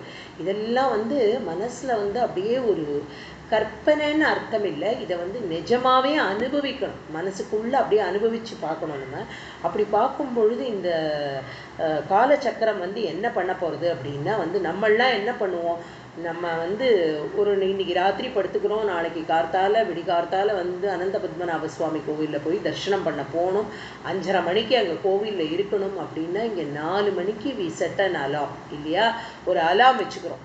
அலாம் வச்சுட்டு 4 மணிக்கு அதை அடித்த உடனே அது தலையில் தட்டிட்டு எழுந்து கிடுகிடுன்னு கிளம்பி நம்மளுடைய காரியத்தை பார்க்கறதுக்காக நம்ம முதல் நாளே செட் பண்ணி வைக்கிறோம். ரொம்ப சிம்பிள். அதே மாதிரி இந்த பிரளயத்துக்குள்ளே போய் இந்த யோக நித்ரைக்கு போகிறதுக்கு முன்னாடியே இந்த காலம் அப்படிங்கிற ஒரு அலாமை செட் பண்ணிட்டார். எப்போ செட் பண்ணியிருக்கார், இந்த பிரளய காலத்தினுடைய முடிவில் என்னை எழுப்பவும் அப்படின்னு இந்த காலச்சக்கரத்துக்கு ஒரு செட்டு பண்ணி வச்சிருக்கார். இப்படிப்பட்டதை பண்ணினதுக்கு அப்புறமா பகவானை வந்து அவர் வந்து எழுப்ப போகிறார். இப்போ பட்டத்திரி வந்து குருவாயூரப்பன்ட்ட கேட்குறாராம். என்ன கேட்குறாரு அப்படின்னா, இந்த மாதிரி நீங்கள் வந்து காலச்சக்கரத்துக்கு ஒரு கட்டளை இட்டுட்டு யோக நித்திரைக்கு போனேடாமே அப்படின்னு கேட்கறதுக்கு ஆமாம் அப்படின்னு வந்து குருவாயூரப்பன் வந்து கருணையாக அதற்கான பதிலை சொல்கிறான். இதில் இன்னொரு வார்த்தை வந்து ரொம்ப அழகாக வந்து போட்டிருக்கா. என்ன அப்படின்னா, சக்தி பிரஜேனே தத்ரா அகில ஜீவதாம்னா அப்படின்னு ஒரு வார்த்தை போடுறாரு இல்லையா. பகவான் வந்து பகவானை எப்படி சொல்கிறார் அப்படின்னா, எல்லாத்தையும் இந்த பரிசுத்தமான இந்த பரிசுத்த சக்தி பிரஜேனே அப்படிங்கிற, அதாவது இந்த பகவானுடைய குக்ஷிக்குள்ள வந்து யாரெல்லாம் இருக்கான்னா மூல பிரகிருத்தியா இருக்கக்கூடிய அத்தனை சக்திகளும் இதுக்குள்ள இருக்கான். அதனுடைய அத்தனை சக்திகளும் இதுக்குள்ள இருக்கு அப்படிங்கிறத வந்து சொல்ற.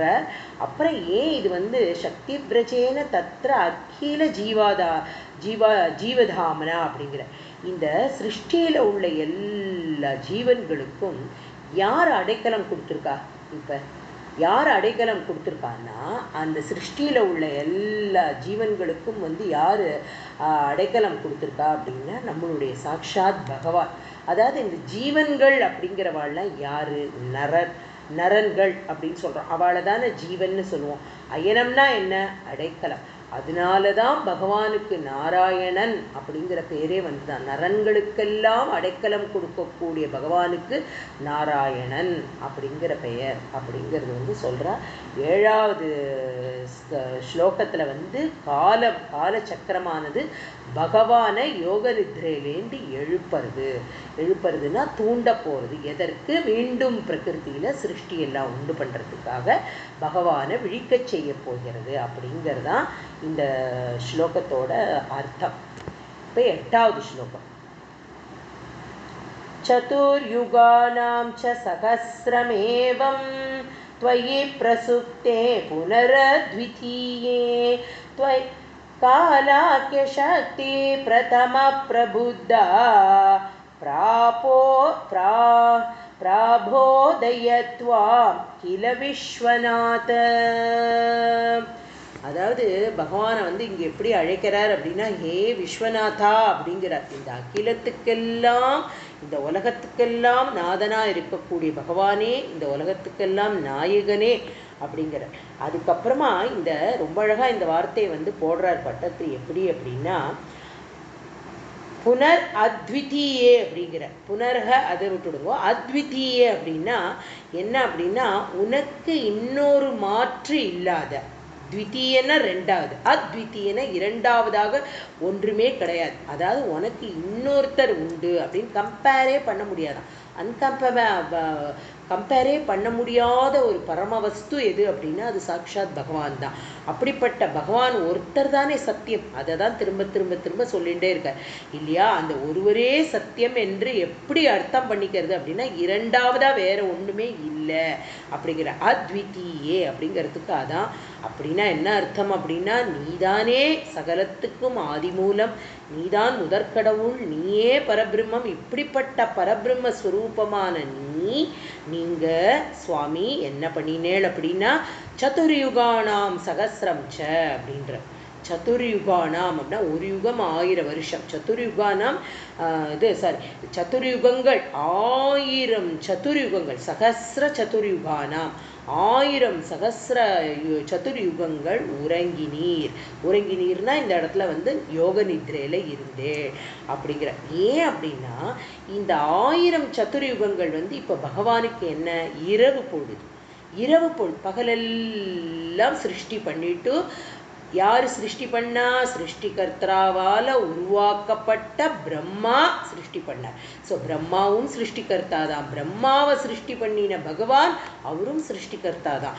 அப்படிப்பட்ட பகவான் பிரம்மாவுக்கு அதை தூண்டி கொடுத்து, பிரம்மா பகலெல்லாம் எப்படி நம்ம நித்திய வேலை பண்ணுவோமோ, நம்ம படித்தோம் இல்லையா முந்தின ஸ்லோகங்களில், நம்ம நித்தியமாக நம்மளுடைய காலம், நம்மளுடைய கர்மானுஷ்டங்களை எப்படி பண்ணுவோமோ அது மாதிரி ரொம்ப சுலபமாக நித்தியமாக அவர் வந்து பகலெல்லாம் உற்பத்தி பண்ணி சிருஷ்டியை உற்பத்தி பண்ணுறார். பண்ணி இரவில் அவருடைய பிரளயம் அந்த 50 காலம் முடியறது, 50 வருஷ காலம் முடிந்தவுடன் தன்னையே கொண்டு போய் தன்னுடைய சிருஷ்டி பண்ணின அத்தனை பேரையும் எடுத்துண்டு பகவானுடைய வயிற்றுக்குள்ள குக்ஷிக்குள்ள ஒரு சமுத்திரத்துக்குள்ள போய் ஒடுங்கிறார் அப்படிங்கிறத 5வது ஸ்லோகத்தில் பார்த்தோம். அப்பேலேருந்து இப்போ எவ்வளவு ஆச்சு? 1000 சதுர்யுகங்கள் பகவானுக்கு இரவு. இதில் அப்படியே உறங்கி உறங்கி உறங்கி நித்ரையில் பகவான் ஏன் நித்ரையில் மற்றவா யாருமே முழிச்சிக்கவே முடியாது. ஏன்னா பகவான் தூங்கினானா நம்மளும் தூங்கின்னு தானே இருக்கோம். பகவான் கண்ணை மூடிட்டார் அப்படின்னா அந்த இடமே அவ்வளோதானே. அதுக்கப்புறம் அங்கே என்ன இருக்கும்? அப்போ சாக்ஷாத் பகவான். அதுதான் திருப்பதி ஏழுமலையான் வெங்கடாஜலபதிக்கு ஒரு எப்படி சொல்கிறது, 24 மணி நேரத்தில் அவரை ஜஸ்ட்டு அவருடைய அந்த பூஜா விதிகள் படி அவருக்கு என்ன பூஜை பண்ணுறாளோ அபிஷேகம் அந்த மாதிரி நைவேத்தியம் இந்த சமயத்தை தவிர திரையே கிடையாது பகவானுக்கு. எப்படி ஒரு கட்டாட்சம் பண்ணிட்டு இருப்பார் அந்த பெருமாள் அப்படின்னு நினச்சா ஆச்சரியமாக இருக்கு. அப்படி பகவான் காத்துன்னு இருக்கார் பக்தர்களுக்காக. யார் யாரெல்லாம் அவரை கோடானு கோடி ஜனங்கள் இருக்கிற இடம். ஓகே, இப்போவும் அதை ஏதோ சரி பண்ணி திரும்ப பெருமாளை தரிசனம் பண்ணுறதுக்கு அலோவ் பண்ணிட்டா அப்படின்னு படித்தேன். அந்த மாதிரி பகவான் நித்தியஸ்வரூபமாக இருக்கக்கூடிய பகவான் அப்படி காத்துன்னு இருக்கார். பகவான் அப்படி காத்துன்னு இருக்கிற பகவான் இப்போ இந்த இவ்வளோ 1000 சதுர்யுகங்கள் நித்ரையில் இருந்துட்டார். இருந்ததுக்கு அப்புறமா என்ன பண்ணுறார் அப்படின்னா புனக மீண்டும் இப்போ பகவானை இந்த சக்தியான காலம்ங்கிற இந்த சக்தி போன ஸ்லோகத்தில் பார்த்தோம். சொன்னது மாதிரி அது என்ன பண்ணுறது அப்படின்னா பகவானை எழுப்ப பகவான் மீண்டும் விழித்து கொள்கிறார். இப்போ பகவான் கண்ணை முழிச்சு பார்க்குறார். கண்ணை முழிச்சு என்ன பார்க்குறார் அப்படிங்கிறத இப்போ இந்த 9வது ஸ்லோகத்தில் பார்க்கலாம். விபூத்யசத்வம் ஜலகர்பஷாயின் விலோக்ய லோகான் அகிலான் பிரலீனான் தேஷ்வேவ சூக்ஷ்மாத்மதயா நிஜாந்தக ஸ்தித்தேஷு விஸ்வேஷு ததாத திருஷ்டிம். இப்போ என்ன பண்ணுறார் அப்படின்னா நம்ம இவர் சொன்ன மாதிரி அமோக முத்ரே பரிபூர்ணம் நித்ரே.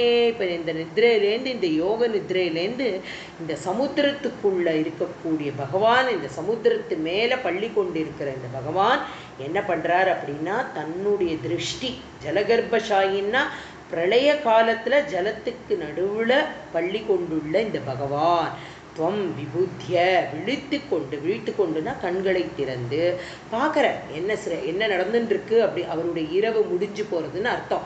அவருடைய யுகம் முடியிற தருவாயில தானே அந்த பிரளய காலம் முடியும் பொழுது என்னை எழுப்பி விடுன்னு காலச்சக்கரத்திட்ட சொல்ல காலச்சக்கரம் எழுப்ப இவர் விழிச்சிக்க இப்போ என்ன பார்க்க போகிறார் அப்படின்னா அகிலான் எல்லாம் எதுக்குள்ளே இருக்குது? உங்களுக்குள்ள ஒடுங்கி இருக்குது. அப்படியே ரமிச்சு போய் அப்படியே பகவானுடைய யோக நித்ரையாக குக்ஷிக்குள்ள அத்தனை உலகமும் எப்படி இருக்குது? சூக்ஷ்மஸ்வரூபமாக இருக்கான். அத்தனையும் சூக்ஷ்மாத்மதையா நிஜாந்தக தேஷ்வேவ. நீங்கள் பார்க்குறேன் எதை பார்க்குறேன் அப்படின்னா சூக்ஷ்ம ரூபமாக இருக்கக்கூடிய அத்தனை லோகங்களையும் பிரலீனான் அப்படின்னா தனக்கு உங்களுக்குள்ள அதெல்லாம் மறைஞ்சிருக்கான் அப்படின்னா பகவானுடைய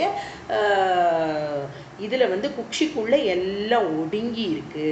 அதை பார்க்குறேன். அப்போ எப்படி அப்படின்னா விலோக்கியன்னா அதை பார்த்து எப்படி பார்க்க போகிறார் அப்படின்னா தன்னுடைய திருஷ்டியால் பார்க்குறார். யாரை பார்க்குறார்? தானே பிரம்மா மூலமாக உருவாக்கின அத்தனை லோகம் அந்த சிருஷ்டி மேலே அவனுடைய கருணையான திருஷ்டி. அந்த திருஷ்டியால் பகவான் இந்த பிரபஞ்சத்தை தனக்குள்ளுக்குள்ளே இருக்கக்கூடிய பிரபஞ்சத்து மேலே அவருடைய கருணையான திருஷ்டி விழறது. ஈக்ஷத்தை அப்படிங்கிறோம் இல்லையா? திருஷ்டியை போடுறார் அப்படின்னு அர்த்தம். போடுறாருன்னா பார்க்குறார் அப்படின்னு அர்த்தம். இதை அப்படியே பிரமிச்சு போயிட்டாராம் நம்பூதிரி பட்டத்திரி. என்ன பண்ணுறாரு அப்படின்னா இந்த ஸ்லோகம் சொல்லும் பொழுது பகவான் எப்படி இருக்கான்? விராட்ட ஸ்வரூபமாக பார்த்த பகவானையும் இப்போ பார்த்துருக்கார்.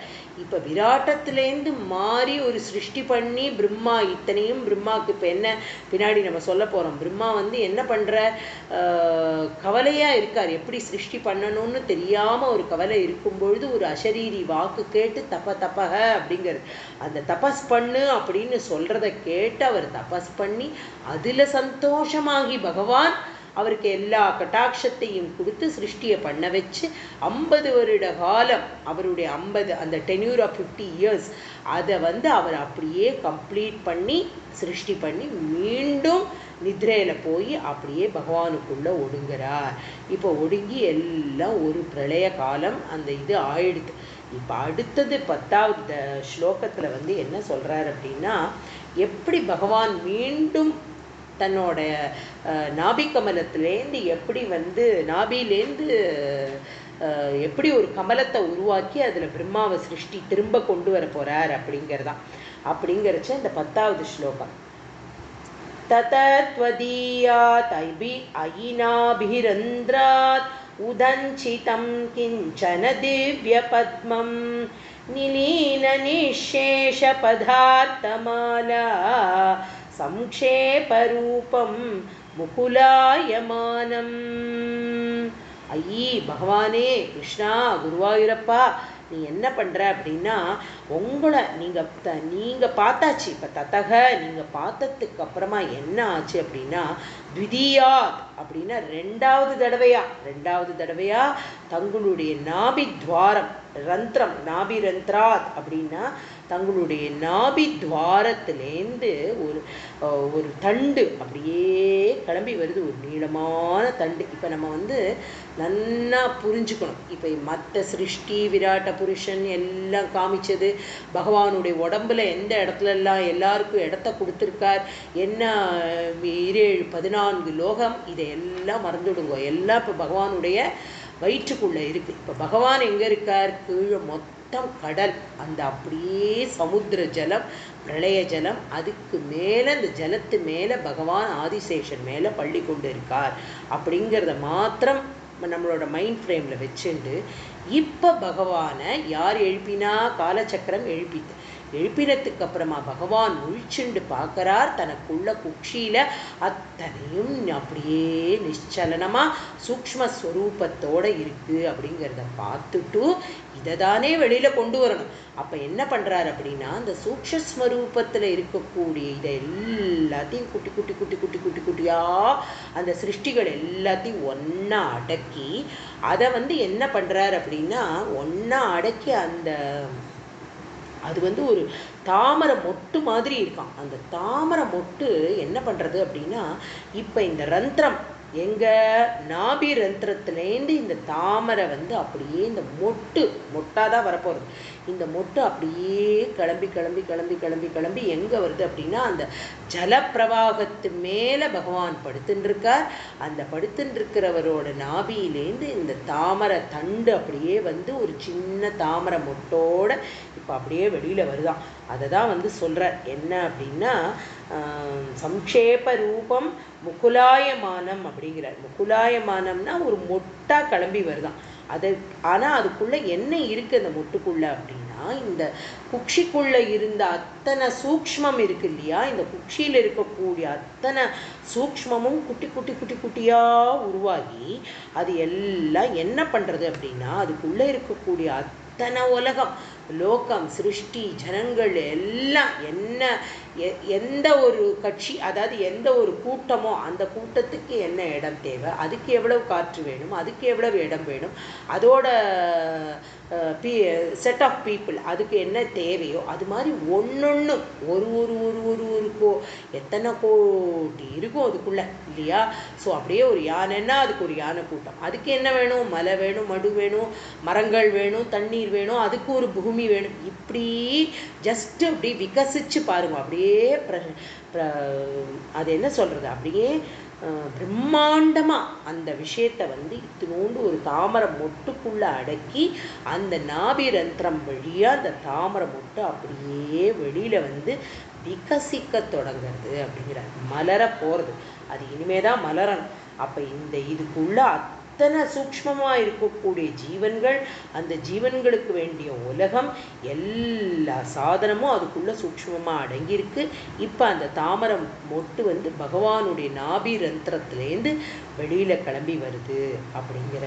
இப்போ 11வது ஸ்லோகத்தில் என்ன சொல்கிறார் அப்படின்னா, இப்போ இந்த கமலம், இந்த தாமரை எப்படி ஒரு சிரேஷ்டமானதாக இருக்குது அப்படிங்கிறத ரொம்ப அழகாக இந்த ஸ்லோகத்தில் வர்ணிக்கிறார். तदेतत्तम्बोरुहकुड्मलं ते कळेभरातो यपते प्ररूढं बहिर्निरीतं परितः स्फुरद्भिः स्वधामभिर्ध्वान्तमलं न्यकृन्तत्. அதாவது என்ன சொல்றார் அப்படின்னா, இப்போ அந்த அம்போரு குட்மலம் அப்படின்னா நாபியிலிருந்து தண்டோடு தோன்றிய தாமரை அப்படின்னு அர்த்தம். நாபியிலேருந்து வெளியில் வந்த தண்டோட வந்த அந்த தாமரை மொட்டானது என்ன ஆறுது அப்படின்னா, தத்தே தத் அப்படின்னா இப்போ என்ன ஆறுது அப்படின்னா, அப்படியே அந்த பிரளய ஜலத்துக்கு மேலே கிளம்பி கிளம்பி கிளம்பி கிளம்பி வந்துட்டே இருக்கான். வெளியில் வந்துடுறது. வெளியில் வந்தால் வெளியில் நிரீத்தம், அதாவது பகிஹி அப்படின்னா வெளியில், நிரீத்தம்னா வரது. வந்ததுக்கு அப்புறம் பரிதக எங்கே பார்த்தாலும் அப்படியே என்ன ஆறுது அப்படின்னா, அந்த தாமரையினுடைய பிரகாசம் அப்படியே ஸ்புரத்பிகி அப்படிங்கிறார். பிரகாசிக்கிறது எங்கே அப்படின்னா, அப்படியே ஸ்வதாமபி அப்படின்னா அவர் இருக்கக்கூடிய அந்த இடம் எது? பிரளய ஜலம். பிரளய ஜலத்துக்கு மேலே பகவான் பள்ளியில் இருக்கார். அந்த பள்ளி கொண்டு இருக்கிற பகவானோட நாவித்த ரந்திரத்திலேருந்து வரக்கூடிய இந்த தாமரையானது அப்படி பிரகாசிக்கிறதாம். அந்த பிரகாசம் என்ன பண்ணுறது அப்படின்னா, இப்போ பிரளய காலம் எப்படி இருக்குது? அப்படியே கும்பிருட்டாக இருக்குது. ஒரு இது கூட தெரியல. அப்படி எங்கே பார்த்தாலும் அமைதி, எங்கே பார்த்தாலும் அமைதி, எங்கே பார்த்தாலும் இருட்டு. அந்த இருட்டை எது போக்குறது அப்படின்னா, இந்த கமலம், இந்த தாமரையானது தன்னுடைய காந்தின்னா தன்னுடைய ஸ்வரூபம், காந்தின்னா தன்னுடைய பிரகாசம், இதால் அந்த இருட்டை எல்லாத்தையும் போக்கிட்டு அப்படியே பளீர்னு. அப்படின்னா என்ன அர்த்தம்? இப்போ இந்த இரவு போய் ஒரு பகல் ஆரம்பிக்க போகிறது. 51வது அவருடைய அந்த பகலை அவர் ஆரம்பிக்க போகிறார் அப்படிங்கிறதான் அதுக்கு அர்த்தம். அப்படி பகவான் அந்த கமலம்ல யாரை இப்போ வச்சிருக்காரு? இப்போ அதுலேருந்து விகசித்து யார் வரப்போகிறார்? நம்மளுடைய சாக்ஷாத் பிரம்மா வரப்போகிறார் அப்படிங்கிறதான் இப்போ அடுத்த ஸ்லோகம். அப்படி அடுத்த ஸ்லோகத்துக்கு பிரம்மா வரதை ரொம்ப அழகாக சொல்கிறார். संफुल्लपत्रे निधरां विचित्रे तस्मिन् भवद्वीर्यधृते सरोजे सपद्मजन्मा विधिरा विरासीत् स्वयं प्रबुद्धा किल वेदराशी.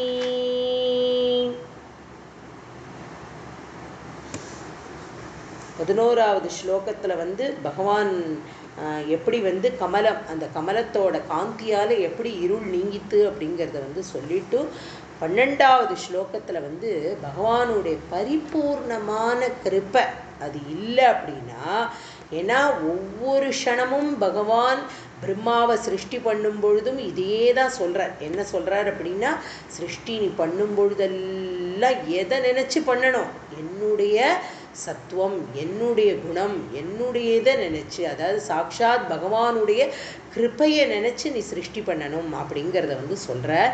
அப்படி சொல்லிகிட்டே இருக்கிற அந்த பகவானுடைய கிருப்பையாலேயே இப்போ இந்த தாமரை மொட்டானது சம்புல்ல பத்ரே அப்படின்னா என்ன அர்த்தம்னா, அப்படியே நன்னா மலர்ந்து ஒரு விகசம்னா மலர்றதுன்னு அர்த்தம்.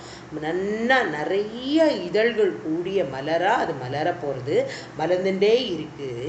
இது எப்படி இருக்குது அப்படின்னா, நிதராம் விசித்திரே அப்படிங்கிறார். விசித்திரேன்னா அதி அற்புதமாக இருக்கான். இதை ஸ்மரணை பண்ணுற நமக்கே இது ஏதோ பெரிய ஒரு பவர் பாயிண்ட் ப்ரெசன்டேஷன் மாதிரி இருக்குது. இது எப்படி சார்ட் அவுட் பண்ணி எவ்வளோ அழகாக இதை ப்ரெசென்ட் பண்ணுவா அப்படின்னா எவ்வளோ அழகாக பட்டத்திரி நமக்கு நிஜமாகவே ஒரு பவர் பாயிண்ட் ப்ரெசன்டேஷன் தான் காமிச்சுட்டு இருக்கார் இந்த ஸ்லோகத்தங்கள் மூலமாக அப்படின்னு புரியுறது நமக்கு. விசித்திரே அதி அற்புதமாக இருக்கக்கூடியது, மிகவும் ஆச்சரியமாக இருக்கான் இது. அது எதனால அப்படின்னா, பகவத் வீரிய திருத்தே அப்படிங்கிற உன்னுடைய வீரியம், உன்னுடைய சக்தி, தங்களோட சக்தியால் இவ்வளோ ஒரு அம்சமாக இது தோன்றது. இது ஏன் இப்படி தோன்றது? இவ்வளோ விசித்திரம் எப்படி இதுக்கு வந்தது? இவ்வளோ அதி அற்புதம் எப்படி இதுக்கு தோணித்து அப்படின்னா, அது தங்களோட பரம கிருப்பை, தங்களோட ஒரு சிரேஷ்டமான ஒரு குணம். அதனால வந்து இது இவ்வளோ அழகாக இவ்வளோ அம்சமாக இருக்குது.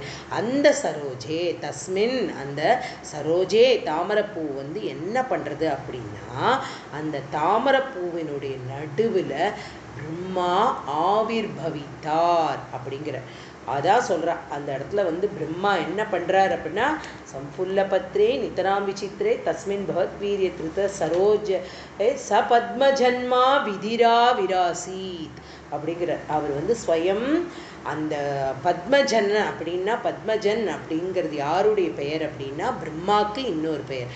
பத்மம்னா யாரு? இந்த தாமரை, தாமரையிலிருந்து வந்த பகவான் இது பிரம்மாங்கிறதுனால அவருக்கு பத்மஜன் அப்படிங்கிற ஒரு பேர் இருக்குது. இந்த தாமரையிலேருந்து வெளியில் வந்த பிரம்மா 4 தலையோடு அப்படியே குறிஞ்சுண்டு பகவானுடைய குக்ஷியில் இருந்த பிரம்மா இந்த தாமரை மூலமாக வெளியில் வர, வெளியில் வந்து இப்போ அவர் தன்னுடைய கண்களை திறந்து சுத்து முத்தும் பார்க்குற. அப்படி பார்க்கும் பொழுது அந்த பிரம்மாவுக்கு வந்து முன்னாடி 50 வருஷ காலத்தில் தான் சிருஷ்டி பண்ணுறதுக்கு முன்னாடி என்ன பண்ணினார்? கவலைப்பட்டார் இல்லையா? கவலைப்பட்டு இப்போ சொன்னேனே, கவலைப்பட்டு என்ன பண்ணினார்? அப்போ வந்து அவருக்கு கேட்ட அசரீரி வாக்கில் என்ன வந்தது? தபக தபக அப்படிங்கிற அந்த வார்த்தைகள் வந்து அவருடைய காதில் விழ, அவர் தபஸ் பண்ண பகவான் வந்து ரொம்ப சந்தோஷப்பட்டு வேதங்களை சொல்ல, அதை பகவான் வேதங்களை சொல்ல, அதை பிரம்மா தன்னுடைய காதால் கேட்டார் அப்படிங்கிறத நம்ம முன்னாடி உள்ள ஸ்லோகங்களில் பார்த்தோம். அப்படி அதாவது முதல்ல பகவானுடைய சப்தம் அப்படிங்கிறது வந்து என்ன? வேதம், வேதஸ்வரூபம், பகவானுடைய சப்தம் அப்படின்னு நமக்கு தெரியும். அந்த வேதஸ்வரூபத்தமான அந்த வேத ஓசை, அந்த ஒலியை காதில் கேட்டு அதையே மனனமாக நினச்சி நினச்சி நினச்சி அதில் பகவானை வச்சு தன்னுடைய சிருஷ்டியெல்லாம் பண்ணி இப்போ பிரளயத்திலேருந்து இப்போ மீண்டும் ஆவிர்பவிக்கிறார் பிரம்மா. இப்போ அவருக்கு ஜஸ்ட் பேக்வர்ட், பின்னாடி அவருக்கு முன்னாடி என்ன பண்ணினாரோ அது இப்போ ஞாபகம் வருதான். எது ஞாபகம் வருது? ஸ்வயம் பிரபுத்தா கில வேதராசி. அதாவது பகவான் இப்போ பிரம்மா ஆவிராசித் அப்படின்னா பிரம்மா ஆவிர்பவிச்சது என்ன ஆறுது? கிலவேதராசி தானாகவே அவருக்கு நினைவுக்கு வருதான். எது நினைவுக்கு வருது அப்படின்னா, பகவான் வந்து வேதங்களை எல்லாம் சொன்னது எல்லாம் இப்போ இவருக்கு நினைவுக்கு வருது. அவருடைய காதில் அதெல்லாம் வந்து ஒலிக்க ஆரம்பிக்கிறது. பத்மத்திலேருந்து உண்டாதனால அவருக்கு வந்து பத்மஜன் அப்படிங்கிற பேர்.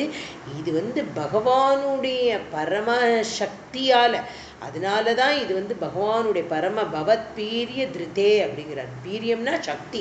பகவானுடைய இந்த பரிபூர்ணமான சக்தி கட்டாட்சத்தினால உருவான இந்த தாமரை, அது மலர் அழகு, அதுக்குள்ளே இருக்கக்கூடிய எல்லா சூக்ஷ்மங்களும் ஒன்றொன்னா ஒன்றொன்னா ஒன்றொன்னா ஒரு இதழாக விகசிக்கிறது வந்து எப்படி இருக்குன்னா அதி அத்புதமாக இருக்குது, அதி ஆச்சரியமாக இருக்குது அப்படிங்கிறத தான் வந்து தன்னுடைய 12வது ஸ்லோகத்தில் ரொம்ப அழகாக சொல்கிறார். 13வது ஸ்லோகம்.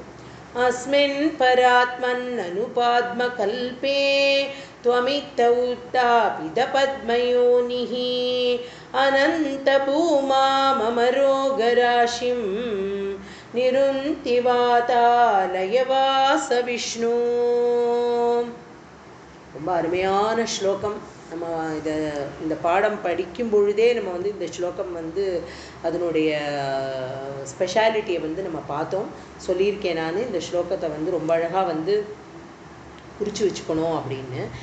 அதாவது இப்போ இந்த 12வது ஸ்லோகத்தில் வந்து பகவான் என்ன அப்படின்னா விராட்ட ரூபத்தில் இல்லையா, பிராகிருத்திக பிரளயம் முடிஞ்சு எப்படி சிருஷ்டி ஆரம்பிக்கிறதுக்கு முன்னாடி பகவான் கவலையாக இருந்தப்ப தபக அப்படின்ற அந்த தபஸ் பண்ணி இப்போ என்னவாயிட்டார்? இப்போ 51வது வருஷ பகல். அவர் 50-50 பிரித்தோம் இல்லையா.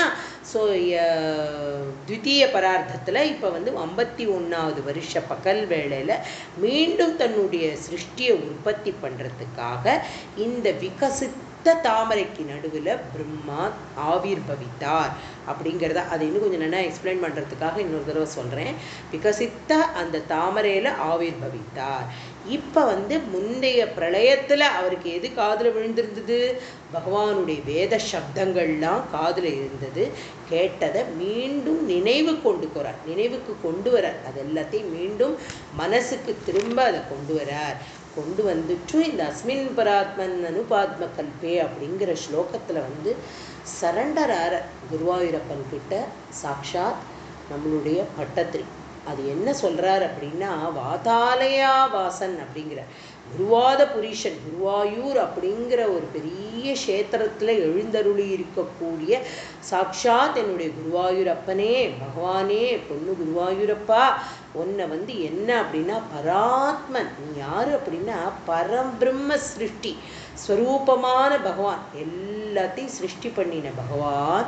அஸ்மின் இந்த பாத்மகல்பே, இந்த அதான் சொல்கிறேன், நனு பாத்மகல்பே அப்படிங்கிறார் இல்லையா, அந்த பாத்மகல்பே. இப்போ முன்னாடியே போன ஸ்லோகத்தில் நம்ம பாத்மகல்பம் அப்படின்னா என்னன்னு பார்த்தோம், ஞாபகம் இருக்கா உங்களுக்கெல்லாம்? ஸோ அந்த பாத்மகல்பம் எது அப்படின்னா 50வது வயசோட கடைசி கல்பம், கடைசி நாள் கடைசி கல்பம், அதுதான் பாத்மகல்பம். 51 ஆரம்பம் முதல் நாள், அது என்ன கல்பம்? ஸ்வேதவராக கல்பம். அதை இனிமேல் தான் பார்க்க போகிறோம். இப்போ இந்த பாத்ம கல்பத்தில் என்ன நடக்கிறதுங்கிறத சொல்கிறார். இத்தம் இப்படியாக உத்தாபித பத்மயோனி, உத்தாபித்தன்னா தங்களால் சிருஷ்டிக்கப்பட்ட பத்மயோனி அப்படிங்கிறது யாருடைய பெயர்? அதுவும் முன்னாடியே நம்ம பார்த்தோம். இதெல்லாம் ரிப்பீட்டடாக பட்டத்திரி யூஸ் பண்ணிகிட்டே இருக்கார். அதாவது பிரம்மாவை வர்ணிக்கிற அத்தனை இடங்கள்லையும் பிரம்மாவை பற்றி எழுதும் பொழுதெல்லாம் இதை எழுதுகிறார். பத்மயோனி அப்படின்னா தங்களால் சிருஷ்டிக்கப்பட்ட பிரம்மா. இப்போ அவர் தான் சிருஷ்டிகர்த்தா. அப்போ நீங்கள் யார்? அப்படிப்பட்ட அந்த சிருஷ்டிகர்த்தாவையே சிருஷ்டி பண்ணின யார்? சாக்ஷாத் பரபிரம்மஸ்வரூபமாக இருக்கக்கூடிய குருவாயூரப்பா, நீ பரம சிருஷ்டிகர்த்தாவாச்சே. உன்னோட அனந்த பூமா அப்படின்னா உன்னோட குணங்கள், கல்யாண குணங்கள், இது எதையுமே அப்படிப்பட்ட எல்லையற்ற இந்த பெருமை, இந்த மகிமை, இது எதையுமே ஒரு வார்த்தையாலேயோ எதாலேயும் அப்படி சொல்லிட முடியாது இல்லையா?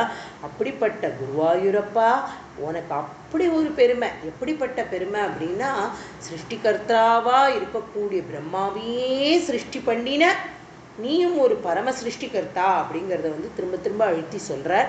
அப்படி சொல்லக்கூடிய அந்த அனந்த பூமா, எல்லையற்ற அவருக்கு உள்ள மகிமையை ஒரு எந்த ஒரு அளவுகோலாலையும் நிர்ணயமே பண்ண முடியாத பரம கிருபை, பரம பெருமை எல்லாம் வாய்ந்த என்னுடைய குருவாயூரப்பா, மம என்னோட ரோகராசின் அப்படிங்கிற ரோகராசின்னா ரோகங்கள் கூட்டம் கூட்டமாக அடைஞ்சிருக்கான் அவர்கிட்ட. அதாவது அவர் சொல்கிறது முதல்ல தேக ரோகம், அது ஒரு பக்கம் இருக்கட்டும். தேகத்தில் என்னெல்லாம் ரோகம் எல்லாம் நம்ம மதம் ஆச்சரியம் அப்படின்னு சொல்கிறோமே, நம்மளுடைய இந்த கோபம் தாபம் எல்லாம் அல்ப புத்தி சகலமுமே ரோகம். இது எல்லாமே நம்மளுடைய ரோகம். இந்த ரோகம் பவரோகம். திரும்ப திரும்ப நம்ம என்ன பண்ணுறோம்?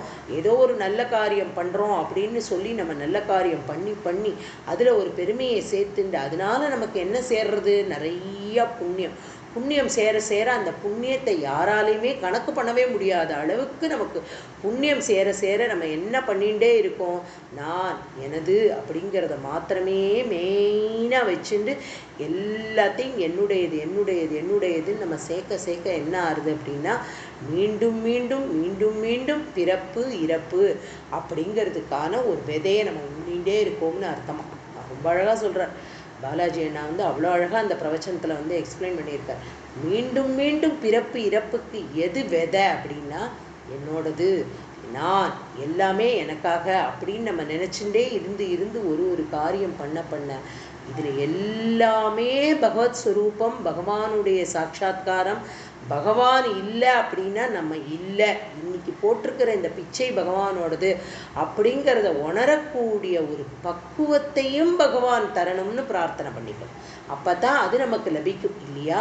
ஸோ அதனால் நம்ம ஏதோ பண்ணிட்டு இருக்கோம் அப்படின்னு நம்ம நினைக்கிறது பின்னாடி நம்மளுடைய இந்த காலச்சக்கரமாக இருக்கக்கூடிய இந்த பிறப்பு இறப்புக்கு பவரோகத்துக்கு விதை போட்டுட்டே இருப்போம் அப்படின்னு வந்து சொல்கிறா. அப்படிப்பட்ட விதையாக இருக்கக்கூடிய அந்த பவரோகத்தை வந்து முளையிலேயே எங்கிட்டேருந்து கிள்ளி எடுத்துருப்பா. இது எல்லாத்தையும் எங்கிட்டேருந்து நிருந்தி அப்படின்னா போக்கடிக்கிறது, அழிக்கிறதுன்னு அர்த்தம். இந்த ஸ்லோகம் வந்து இன்றைய காலகட்டத்துக்கு ரொம்ப ஒரு அதீதமான ஸ்லோகம். நித்தியமாக நம்ம வந்து இப்போ இருக்கிற இந்த நிலைமையிலேருந்து நம்மளை எல்லாம் மாற்றி சாதாரண யதார்த்த நிலைமைக்கு நம்மளை எல்லாம் திருப்பி கொண்டு வர்றது வந்து சாக்ஷாத் குருவாயூரப்பனோட கையில் தான் இருக்குது. இதே தான் நம்மளுடைய பெரியவா மகாபெரிவா வந்து இந்த ஸ்லோகத்தை தான் வந்து ரொம்ப ஸ்பெசிஃபிக்காக பவரோகம் அப்படிங்கிறத வந்து அப்படியே அழிக்கக்கூடிய ஒரு ஸ்லோகம் இந்த ஸ்லோகம். ஏன்னா இது எசன்ஸ் ஆஃப், இதில் வந்து அப்படியே பகவானுடைய அந்த அத்தனை ஸ்வரூபம், பகவானுடைய குணம், பகவானை வந்து எப்படி ஒரு அனந்த பூமாகா அப்படிங்கிற அந்த பகவானை வந்து எப்படி பெருமையான இந்த பகவானுடைய அந்த குணமே வந்து எல்லா ரோகத்தையும் நிவர்த்தி பண்ணும். அப்படிங்கிறதுனால மகாபெரிவா வந்து ஒரு கேன்சர் பேஷண்ட்டாக இருக்கட்டும், இல்லை ஏதேனும் ஒரு எந்த ஒரு பெரிய வியாதியில் இருக்கக்கூடிய யாருக்காக இருந்தாலும் இந்த ஸ்லோகத்தை மீண்டும் மீண்டும் மீண்டும் மீண்டும் ஸ்மரிக்கணும் அப்படின்னு ஒரு கட்டளையாகவே வந்து போட்டிருக்கார். அவரே தன் வாயால் வந்து இந்த ஸ்லோகத்தை சொல்லி அந்த காலத்தில் அதை வந்து ஒலிநாடாலெல்லாம் ரெக்கார்டு பண்ணி நிறையா பேர் ஆற்றுல இன்னமும் பெரியவாளுடைய குரல்லையே அஸ்மின் பராத்மன் அனுபாத்ம கல்பேங்கிற இந்த ஸ்லோகத்தை வந்து இன்னும் வச்சுட்டுருக்கா. அதை வந்து பெரியவா மகா பெரியவா வந்து கிருப்பை, அதாவது ஒரு அங்கீகாரம். மகான்கள் தான் நடந்த எல்லாத்துக்கும் ஒரு அங்கீகாரம். இப்போ எப்படி நம்மளுடைய பாகவதத்தினுடைய சாரம் வந்து நாராயணியம் அப்படின்னு சொல்கிறோன்னா, இதுதான் பாகவதத்தினுடைய சாரம் அப்படிங்கிறத நிர்ணயம் பண்ணி கொடுத்தது யார்? நாராயணிய பட்டத்திரி.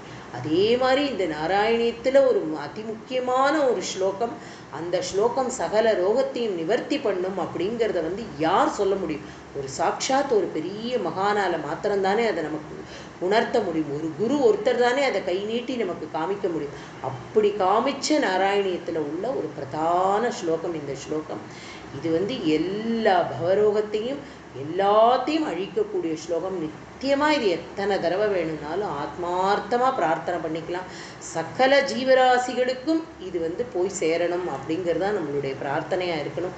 லோகத்தில் எங்கே யாரெல்லாம் கஷ்டப்பட்டு இருக்காளோ அவளுக்கெல்லாம் அவளுடைய ரோகங்கள்லாம் கூட்டம் கூட்டமாக சேர்ந்துருக்கிற இந்த ரோகங்கள் எல்லாத்தையும் நிவர்த்தி பண்ணக்கூடியது இந்த ஸ்லோகம் அப்படிங்கிறத மீண்டும் இந்த ஒரு தடவை இந்த ஸ்லோகத்தை சொல்லி நம்ம வந்து இந்த 8வது தசகம், இதோட 13 ஸ்லோகங்கள் 8வது தசகத்தில் எழுதியிருக்கார். சுபாவமாக தசகம் அப்படின்னா 10 ஸ்லோகம் தான். ஆனால் 8வது தசகத்தில் 13 ஸ்லோகம். சில 2-3 தசகங்களில் வந்து அந்த மாதிரி எக்ஸ்ட்ராவாக சில ஸ்லோகங்கள்லாம் சொல்லியிருக்கார். அது மாதிரி இதில் இந்த 13வது ஸ்லோகத்தை இன்னும் ஒரு தடவை சொல்லலாம். அஸ்மின் பராத்மன் அனுபாத்ம கல்பே त्वमित्त उत्तापित पद्मयोनिः अनन्तभूमा मम रोगराशिं निरुन्दिवातालयवात्स विष्णु निरुन्दिवातालयवास विष्णु निरुन्दिवातालयवास विष्णु. गोपिका जीवनस्मरणं गोविन्द गोविन्द. சத்குருநாத் மகாராஜ் கி ஜெய். 11வது ஸ்லோகத்தில் என்ன சொல்கிறார் அப்படின்னா, இப்போ இந்த கமலம், இந்த தாமரை வந்து எப்படி ஒரு சிரேஷ்டமானதாக இருக்குது அப்படிங்கிறத வந்து ரொம்ப அழகாக இந்த ஸ்லோகத்தில் வந்து வர்ணிக்கிறார். ததே தத்தம்போருக குட்மலம் தே कळेभरातो यपते प्ररूढं बहिर्निरीतं परितस्फुरद्भिः स्वधामभिर्ध्वान्तमलं न्यकृन्तत्. அதாவது என்ன சொல்கிறார் அப்படின்னா, இப்போ அந்த அம்போரு குட்மலம் அப்படின்னா நாபியிலிருந்து தண்டோடு தோன்றிய தாமரை அப்படின்னு அர்த்தம். நாபியிலேருந்து வெளியில் வந்த தண்டோடு வந்த அந்த தாமரை மொட்டானது என்ன ஆறுது அப்படின்னா, தத்தே தத் அப்படின்னா இப்போ என்ன ஆறுது அப்படின்னா, அப்படியே இந்த பிரளய ஜலத்துக்கு மேலே கிளம்பி கிளம்பி கிளம்பி கிளம்பி வந்துட்டே இருக்கான். வெளியில் வந்துடுறது. வெளியில் வந்தால் வெளியில் நிரீத்தம், அதாவது பகிஹி அப்படின்னா வெளியில், நிரீத்தம்னா வரது. வந்ததுக்கு அப்புறம் பரிதக எங்கே பார்த்தாலும் அப்படியே என்ன ஆறுது அப்படின்னா அந்த தாமரையினுடைய பிரகாசம் அப்படியே ஸ்புரத்பிகி அப்படிங்கிறார். பிரகாசிக்கிறது எங்கே அப்படின்னா அப்படியே ஸ்வதாமபி அப்படின்னா அவர் இருக்கக்கூடிய அந்த இடம் எது? பிரளய ஜலம். பிரளய ஜலத்துக்கு மேலே பகவான் பள்ளியில் இருக்கார். அந்த பள்ளி கொண்டு இருக்கிற பகவானோட நாவித்த ரந்திரத்திலேருந்து வரக்கூடிய இந்த தாமரையானது அப்படி பிரகாசிக்கிறதாம். அந்த பிரகாசம் என்ன பண்ணுறது அப்படின்னா இப்போ பிரளய காலம் எப்படி இருக்குது? அப்படியே கும்பிருட்டாக இருக்குது. ஒரு இது கூட தெரியல. அப்படி எங்கே பார்த்தாலும் அமைதி, எங்கே பார்த்தாலும் அமைதி, எங்கே பார்த்தாலும் இருட்டு. அந்த இருட்டை எது போக்குறது அப்படின்னா இந்த கமலம், இந்த தாமரையானது தன்னுடைய காந்தின்னா தன்னுடைய ஸ்வரூபம், காந்தின்னா தன்னுடைய பிரகாசம், இதால் அந்த இருட்டை எல்லாத்தையும் போக்கிட்டு அப்படியே பளீர்னு. அப்படின்னா என்ன அர்த்தம்? இப்போ இந்த இரவு போய் ஒரு பகல் ஆரம்பிக்க போகிறது. 51வது அவருடைய அந்த பகலை அவர் ஆரம்பிக்க போகிறார் அப்படிங்கிறதான் அதுக்கு அர்த்தம். அப்படி பகவான் அந்த கமலம்ல யாரை இப்போ வச்சிருக்காரு? இப்போ அதுலேருந்து விகசித்து யார் வரப்போகிறார்? நம்மளுடைய சாக்ஷாத் பிரம்மா வரப்போகிறார் அப்படிங்கிறதான் இப்போ அடுத்த ஸ்லோகம். அப்படி அடுத்த ஸ்லோகத்துக்கு பிரம்மா வரதை ரொம்ப அழகாக சொல்கிறார். சம்புல்ல பத்ரே நிதராம் விசித்ரே தஸ்மின் பவத் வீர்ய திருதே சரோஜே சபத்மஜன்மா விதிரா விராசீத் ஸ்வயம் பிரபுத்தா கில வேதராசி.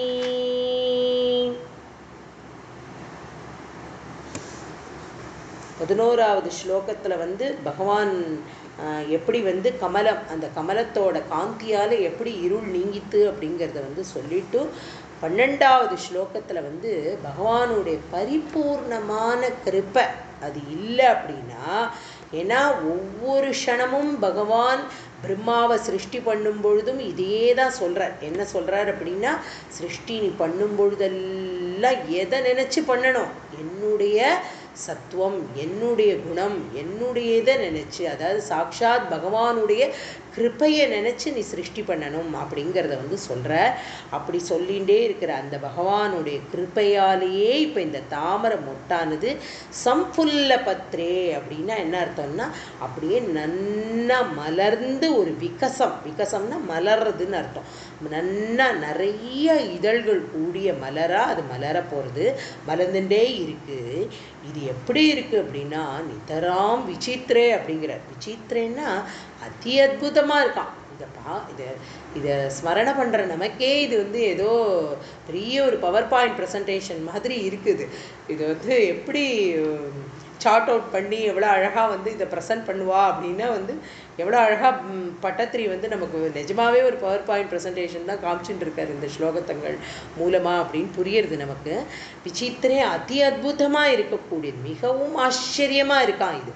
அது எதனால அப்படின்னா பவத் வீரிய திருத்தே அப்படிங்கிற உன்னுடைய வீரியம், உன்னுடைய சக்தி, தங்களோட சக்தியால் இவ்வளோ ஒரு அம்சமாக இது தோன்றது. இது ஏன் இப்படி தோன்றது? இவ்வளோ விசித்திரம் எப்படி இதுக்கு வந்தது? இவ்வளோ அதி அற்புதம் எப்படி இதுக்கு தோணித்து அப்படின்னா அது தங்களோட பரம கிருப்பை, தங்களோட ஒரு சிரேஷ்டமான ஒரு குணம். அதனால இது இவ்வளோ அழகாக இவ்வளோ அம்சமாக இருக்குது. அந்த சரோஜே தஸ்மின், அந்த சரோஜே தாமரைப்பூ என்ன பண்ணுறது அப்படின்னா அந்த தாமரைப்பூவினுடைய நடுவில் பிரம்மா ஆவிர்பவித்தார் அப்படிங்கிற அதான் சொல்கிறா. அந்த இடத்துல பிரம்மா என்ன பண்ணுறார் அப்படின்னா சம்புல்ல பத்ரே நிதராம் விசித்திரே தஸ்மின் பவத் வீரிய திருத சரோஜ ச பத்மஜன்மா விதிரா விராசீத் அப்படிங்கிற அவர் ஸ்வயம் அந்த பத்மஜன் அப்படின்னா, பத்மஜன் அப்படிங்கிறது யாருடைய பெயர் அப்படின்னா பிரம்மாவுக்கு இன்னொரு பெயர். பத்மம்னா யாரு? இந்த தாமரையிலிருந்து வந்த பகவான் இது பிரம்மாங்கிறதுனால அவருக்கு பத்மஜன் அப்படிங்கிற ஒரு பேர் இருக்குது. இந்த தாமரையிலேருந்து வெளியில் வந்த பிரம்மா 4 தலையோடு அப்படியே குறிஞ்சிட்டு பகவானுடைய குக்ஷியில் இருந்த பிரம்மா இந்த தாமரை மூலமாக வெளியில் வர, வெளியில் இப்போ அவர் தன்னுடைய கண்களை திறந்து சுத்து முத்தும் பார்க்குறார். அப்படி பார்க்கும் பொழுது அந்த பிரம்மாவுக்கு முன்னாடி 50 வருஷ காலத்தில் தான் சிருஷ்டி பண்ணுறதுக்கு முன்னாடி என்ன பண்ணினார்? கவலைப்பட்டார் இல்லையா? கவலைப்பட்டு, இப்போ சொன்னேனே, கவலைப்பட்டு என்ன பண்ணினார்? அப்போ அவருக்கு கேட்ட அசரீரி வாக்கில் என்ன வந்தது? தபக தபக அப்படிங்கிற அந்த வார்த்தைகள் அவருடைய காதில் விழ அவர் தபஸ் பண்ண பகவான் ரொம்ப சந்தோஷப்பட்டு வேதங்களை சொல்ல, அதை பகவான் வேதங்களை சொல்ல அதை பிரம்மா தன்னுடைய காதால் கேட்டார் அப்படிங்கிறத நம்ம முன்னாடி உள்ள ஸ்லோகங்களில் பார்த்தோம். அப்படி அதாவது முதல்ல பகவானுடைய சப்தம் அப்படிங்கிறது என்ன? வேதம், வேதஸ்வரூபம், பகவானுடைய சப்தம் அப்படின்னு நமக்கு தெரியும். அந்த வேதஸ்வரூபத்தமான அந்த வேத ஓசை, அந்த ஒலியை காதில் கேட்டு அதையே மனனமாக நினச்சி நினச்சி நினச்சி அதில் பகவானை வச்சு தன்னுடைய சிருஷ்டியெல்லாம் பண்ணி இப்போ பிரளயத்திலேருந்து இப்போ மீண்டும் ஆவிர்பவிக்கிறார் பிரம்மா. இப்போ அவருக்கு ஜஸ்ட் பேக்வர்ட், பின்னாடி அவருக்கு முன்னாடி என்ன பண்ணினாரோ அது இப்போ ஞாபகம் வருதான். எது ஞாபகம் வருது? ஸ்வயம் பிரபுத்தா கில வேதராசி. அதாவது பகவான் இப்போ பிரம்மா ஆவிராசித் அப்படின்னா பிரம்மா ஆவிர்பவிச்சது என்ன ஆறுது? கிலவேதராசி தானாவே அவருக்கு நினைவுக்கு வருதான். எது நினைவுக்கு வருது அப்படின்னா பகவான் வேதங்களை எல்லாம் சொன்னது எல்லாம் இப்போ இவருக்கு நினைவுக்கு வருது. அவருடைய காதில் அதெல்லாம் ஒலிக்க ஆரம்பிக்கிறது. பத்மத்திலேருந்து உண்டாதனால அவருக்கு பத்மஜன் அப்படிங்கிற பேர். இது பகவானுடைய பரமசக்தியால், அதனால தான் இது பகவானுடைய பரம பவத் பீரிய திருதே அப்படிங்கிறார். பீரியம்னா சக்தி. பகவானுடைய இந்த பரிபூர்ணமான சக்தி கட்டாட்சத்தினால உருவான இந்த தாமரை, அது மலர் அழகு, அதுக்குள்ளே இருக்கக்கூடிய எல்லா சூக்ஷ்மங்களும் ஒன்னொன்னா ஒன்னொன்னா ஒன்னொன்னா ஒரு இதழாக விகசிக்கிறது எப்படி இருக்குன்னா அதி அத்புதமாக இருக்குது, அதி ஆச்சரியமாக இருக்குது அப்படிங்கிறத தான் தன்னுடைய 12வது ஸ்லோகத்தில் ரொம்ப அழகாக சொல்கிறார். 13வது ஸ்லோகம். अस्मिन् परात्मन् अनुपाद्मकल्पे त्वमित्त उत्तापितपद्मयोनिः अनन्तभूमाममरोगराशिं निरुन्ति वातालयवास विष्णु. ரொம்ப அருமையான ஸ்லோகம். நம்ம இந்த பாடம் படிக்கும் பொழுதே நம்ம இந்த ஸ்லோகம் அதனுடைய ஸ்பெஷாலிட்டியை நம்ம பார்த்தோம். சொல்லியிருக்கேன் நான் இந்த ஸ்லோகத்தை ரொம்ப அழகாக குறித்து வச்சுக்கணும் அப்படின்னு. அதாவது இப்போ இந்த 12வது ஸ்லோகத்தில் பகவான் என்ன அப்படின்னா விராட்ட ரூபத்தில் இல்லையா, பிராகிருத்திக பிரளயம் முடிஞ்சு எப்படி சிருஷ்டி ஆரம்பிக்கிறதுக்கு முன்னாடி பகவான் கவலையாக இருந்தப்ப தபக அப்படின்ற அந்த தபஸ் பண்ணி இப்போ என்னவாயிட்டார்? இப்போ 51வது வருஷ பகல். அவர் 50-50 பிரித்தோம் இல்லையா. ஸோ த்விதீய பரார்த்தத்தில் இப்போ 51வது வருஷ பகல் வேளையில் மீண்டும் தன்னுடைய சிருஷ்டியை உற்பத்தி பண்ணுறதுக்காக இந்த விகசித்த தாமரைக்கு நடுவில் பிரம்மா ஆவிர்பவித்தார் அப்படிங்கிறத அதை இன்னும் கொஞ்சம் நல்லா எக்ஸ்பிளைன் பண்ணுறதுக்காக இன்னொரு தடவை சொல்கிறேன். விகசித்த அந்த தாமரையில் ஆவிர்பவித்தார். இப்போ முந்தைய பிரளயத்தில் அவருக்கு எது காதில் விழுந்திருந்தது? பகவானுடைய வேத சப்தங்கள்லாம் காதில் இருந்தது. கேட்டதை மீண்டும் நினைவுக்கு கொண்டு வரார். அது எல்லாத்தையும் மீண்டும் மனசுக்கு திரும்ப அதை கொண்டு வரார். கொண்டு வந்துட்டு இந்த அஸ்மின் பராத்மன் அனுபாத்ம கல்பே அப்படிங்கிற ஸ்லோகத்தில் சரண்டர் ஆற குருவாயூரப்பன் கிட்ட சாக்ஷாத் நம்மளுடைய பட்டத்திரி. அது என்ன சொல்கிறார் அப்படின்னா வாதாலயா வாசன் அப்படிங்கிற குருவாத புரீஷன், குருவாயூர் அப்படிங்கிற ஒரு பெரிய க்ஷேத்திரத்தில் எழுந்தருளி இருக்கக்கூடிய சாக்ஷாத் என்னுடைய குருவாயூரப்பனே, பகவானே, பொண்ணு குருவாயூரப்பா, உன்னை என்ன அப்படின்னா பராத்மன். நீ யார் அப்படின்னா பரபிரம்ம சிருஷ்டி ஸ்வரூபமான பகவான், எல்லாத்தையும் சிருஷ்டி பண்ணின பகவான். அஸ்மின் இந்த பாத்மகல்பே, இந்த அதான் சொல்கிறேன் நனு பாத்மகல்பே அப்படிங்கிறார் இல்லையா. அந்த பாத்மகல்பே இப்போ முன்னாடியே போன ஸ்லோகத்தில் நம்ம பாத்மகல்பம் அப்படின்னா என்னன்னு பார்த்தோம். ஞாபகம் இருக்கா உங்களுக்கெல்லாம்? ஸோ அந்த பாத்மகல்பம் எது அப்படின்னா 50வது வயசோட கடைசி கல்பம், கடைசி நாள் கடைசி கல்பம், அதுதான் பாத்ம கல்பம். 51 ஆரம்பம் முதல் நாள் அது என்ன கல்பம்? ஸ்வேதவராக கல்பம். அதை இனிமேல் தான் பார்க்க போகிறோம். இப்போ இந்த பாத்ம கல்பத்தில் என்ன நடக்கிறதுங்கிறத சொல்கிறார். இத்தம் இப்படியாக உத்தாபித பத்மயோனி, உத்தாபித்தன்னா தங்களால் சிருஷ்டிக்கப்பட்ட பத்மயோனி அப்படிங்கிறது யாருடைய பெயர்? அதுவும் முன்னாடியே நம்ம பார்த்தோம். இதெல்லாம் ரிப்பீட்டடாக பட்டத்திரி யூஸ் பண்ணிகிட்டே இருக்கார். அதாவது பிரம்மாவை வர்ணிக்கிற அத்தனை இடங்கள்லையும் பிரம்மாவை பற்றி எழுதும் பொழுதெல்லாம் இதை எழுதுகிறார். பத்மயோனி அப்படின்னா தங்களால் சிருஷ்டிக்கப்பட்ட பிரம்மா. இப்போ அவர் தான் சிருஷ்டிகர்த்தா. அப்போ நீங்கள் யார்? அப்படிப்பட்ட அந்த சிருஷ்டிகர்த்தாவையே சிருஷ்டி பண்ணின யார்? சாட்சாத் பரபிரம்ம ஸ்வரூபமாக இருக்கக்கூடிய குருவாயூரப்பா, நீ பரம சிருஷ்டிகர்த்தாவாச்சே.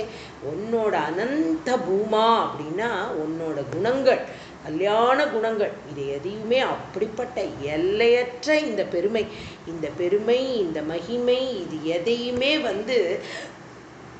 ஒரு வார்த்தையாலேயோ எதாலேயும் அப்படி சொல்லிட முடியாது இல்லையா? அப்படிப்பட்ட குருவாயூரப்பா, உனக்கு அப்படி ஒரு பெருமை. எப்படிப்பட்ட பெருமை அப்படின்னா, சிருஷ்டிகர்த்தாவாக இருக்கக்கூடிய பிரம்மாவையே சிருஷ்டி பண்ணின நீயும் ஒரு பரம சிருஷ்டிகர்த்தா அப்படிங்கிறத திரும்ப திரும்ப அழுத்தி சொல்கிறார். அப்படி சொல்லக்கூடிய அந்த அனந்த பூமா, எல்லையற்ற அவருக்கு உள்ள மகிமையை ஒரு எந்த ஒரு அளவுகோலாலையும் நிர்ணயமே பண்ண முடியாத பரம கிருபை, பரம பெருமை எல்லாம் வாய்ந்த என்னுடைய குருவாயூரப்பா, மம என்னோட ரோகராசின் அப்படிங்கிறார். ரோகராசின்னா ரோகங்கள் கூட்டம் கூட்டமாக அடைஞ்சிருக்கான் அவர்கிட்ட. அதாவது அவர் சொல்கிறது முதல்ல தேக ரோகம், அது ஒரு பக்கம் இருக்கட்டும். தேகத்தில் என்னெல்லாம் ரோகம் எல்லாம் நம்ம மதம் ஆச்சரியம் அப்படின்னு சொல்கிறோமே, நம்மளுடைய இந்த கோபம் தாபம் எல்லாம் அல்ப புத்தி சகலமுமே ரோகம். இது எல்லாமே நம்மளுடைய ரோகம். இந்த ரோகம் பவரோகம். திரும்ப திரும்ப நம்ம என்ன பண்ணுறோம்? ஏதோ ஒரு நல்ல காரியம் பண்ணுறோம் அப்படின்னு சொல்லி நம்ம நல்ல காரியம் பண்ணி அதில் ஒரு பெருமையை சேர்த்துண்டு அதனால நமக்கு என்ன சேர்றது? நிறையா புண்ணியம் சேர சேர அந்த புண்ணியத்தை யாராலையுமே கணக்கு பண்ணவே முடியாத அளவுக்கு நமக்கு புண்ணியம் சேர சேர நம்ம என்ன பண்ணிகிட்டே இருக்கோம்? நான் எனது அப்படிங்கிறத மாத்திரமே மெயினாக வச்சுட்டு எல்லாத்தையும் என்னுடையதுன்னு நம்ம சேர்க்க என்ன ஆறுது அப்படின்னா, மீண்டும் மீண்டும் மீண்டும் மீண்டும் பிறப்பு இறப்பு அப்படிங்கிறதுக்கான ஒரு விதையை நம்ம உண்ணிகிட்டே இருக்கோம்னு அர்த்தமாக ரொம்ப அழகாக சொல்கிறார் பாலாஜி அண்ணா. அவ்வளோ அழகாக அந்த பிரவச்சனத்தில் எக்ஸ்பிளைன் பண்ணியிருக்கார்.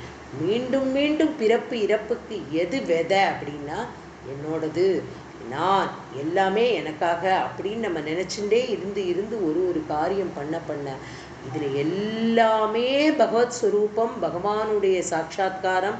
பகவான் இல்லை அப்படின்னா நம்ம இல்லை.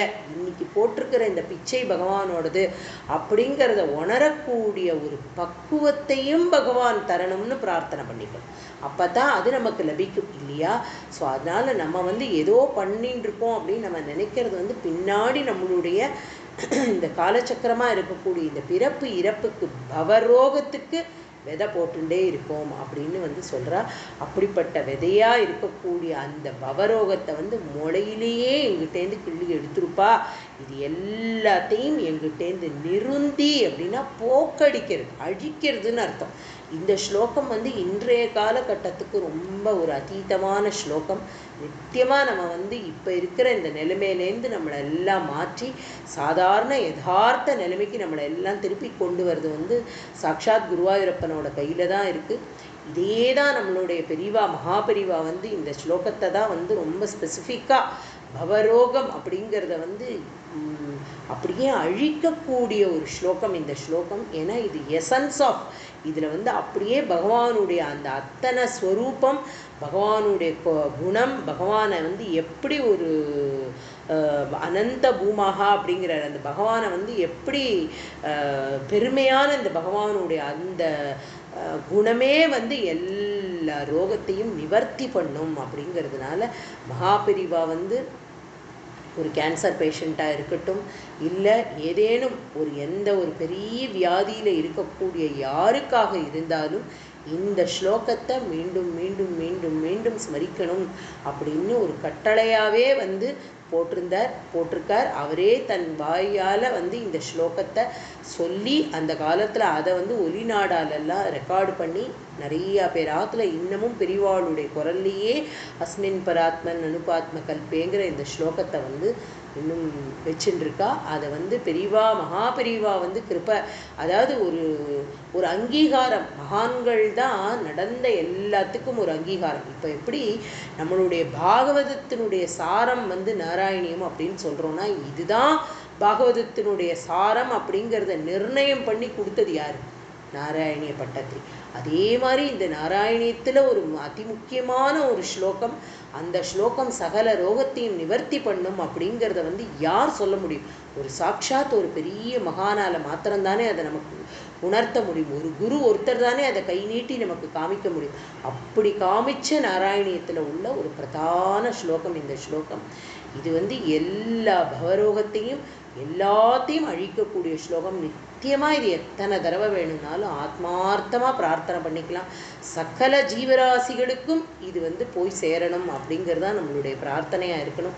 லோகத்தில் எங்கே யாரெல்லாம் கஷ்டப்பட்டு இருக்காளோ அவளுக்கெல்லாம் அவளுடைய ரோகங்கள்லாம் கூட்டமாக சேர்ந்துருக்கிற இந்த ரோகங்கள் எல்லாத்தையும் நிவர்த்தி பண்ணக்கூடியது இந்த ஸ்லோகம் அப்படிங்கிறத மீண்டும் இந்த ஒரு தடவை இந்த ஸ்லோகத்தை சொல்லி நம்ம வந்து இந்த 8வது தசகம் இதோட 13 ஸ்லோகங்கள் 8வது தசகத்தில் எழுதியிருக்கார். சுபாவமாக தசகம் அப்படின்னா 10 ஸ்லோகம் தான். ஆனால் 8வது தசகத்தில் 13 ஸ்லோகம். சில 2-3 தசகங்களில் வந்து அந்த மாதிரி எக்ஸ்ட்ராவாக சில ஸ்லோகங்கள்லாம் சொல்லியிருக்கார். அது மாதிரி இதில் இந்த 13வது ஸ்லோகத்தை இன்னும் ஒரு தடவை சொல்லலாம். அஸ்மின் பராத்மன் அனுபாத்ம கல்பே त्वमित्त उत्तापितपद्मयोनिः अनन्तभूमा मम रोगराशिं निरुन्दिवातालयवात्स विष्णु निरुन्दिवातालयवास विष्णु निरुन्दिवातालयवास विष्णु. गोपिका जीवनस्मरणं गोविन्द गोविन्द. सद्गुरुनाथ महाराज की जय.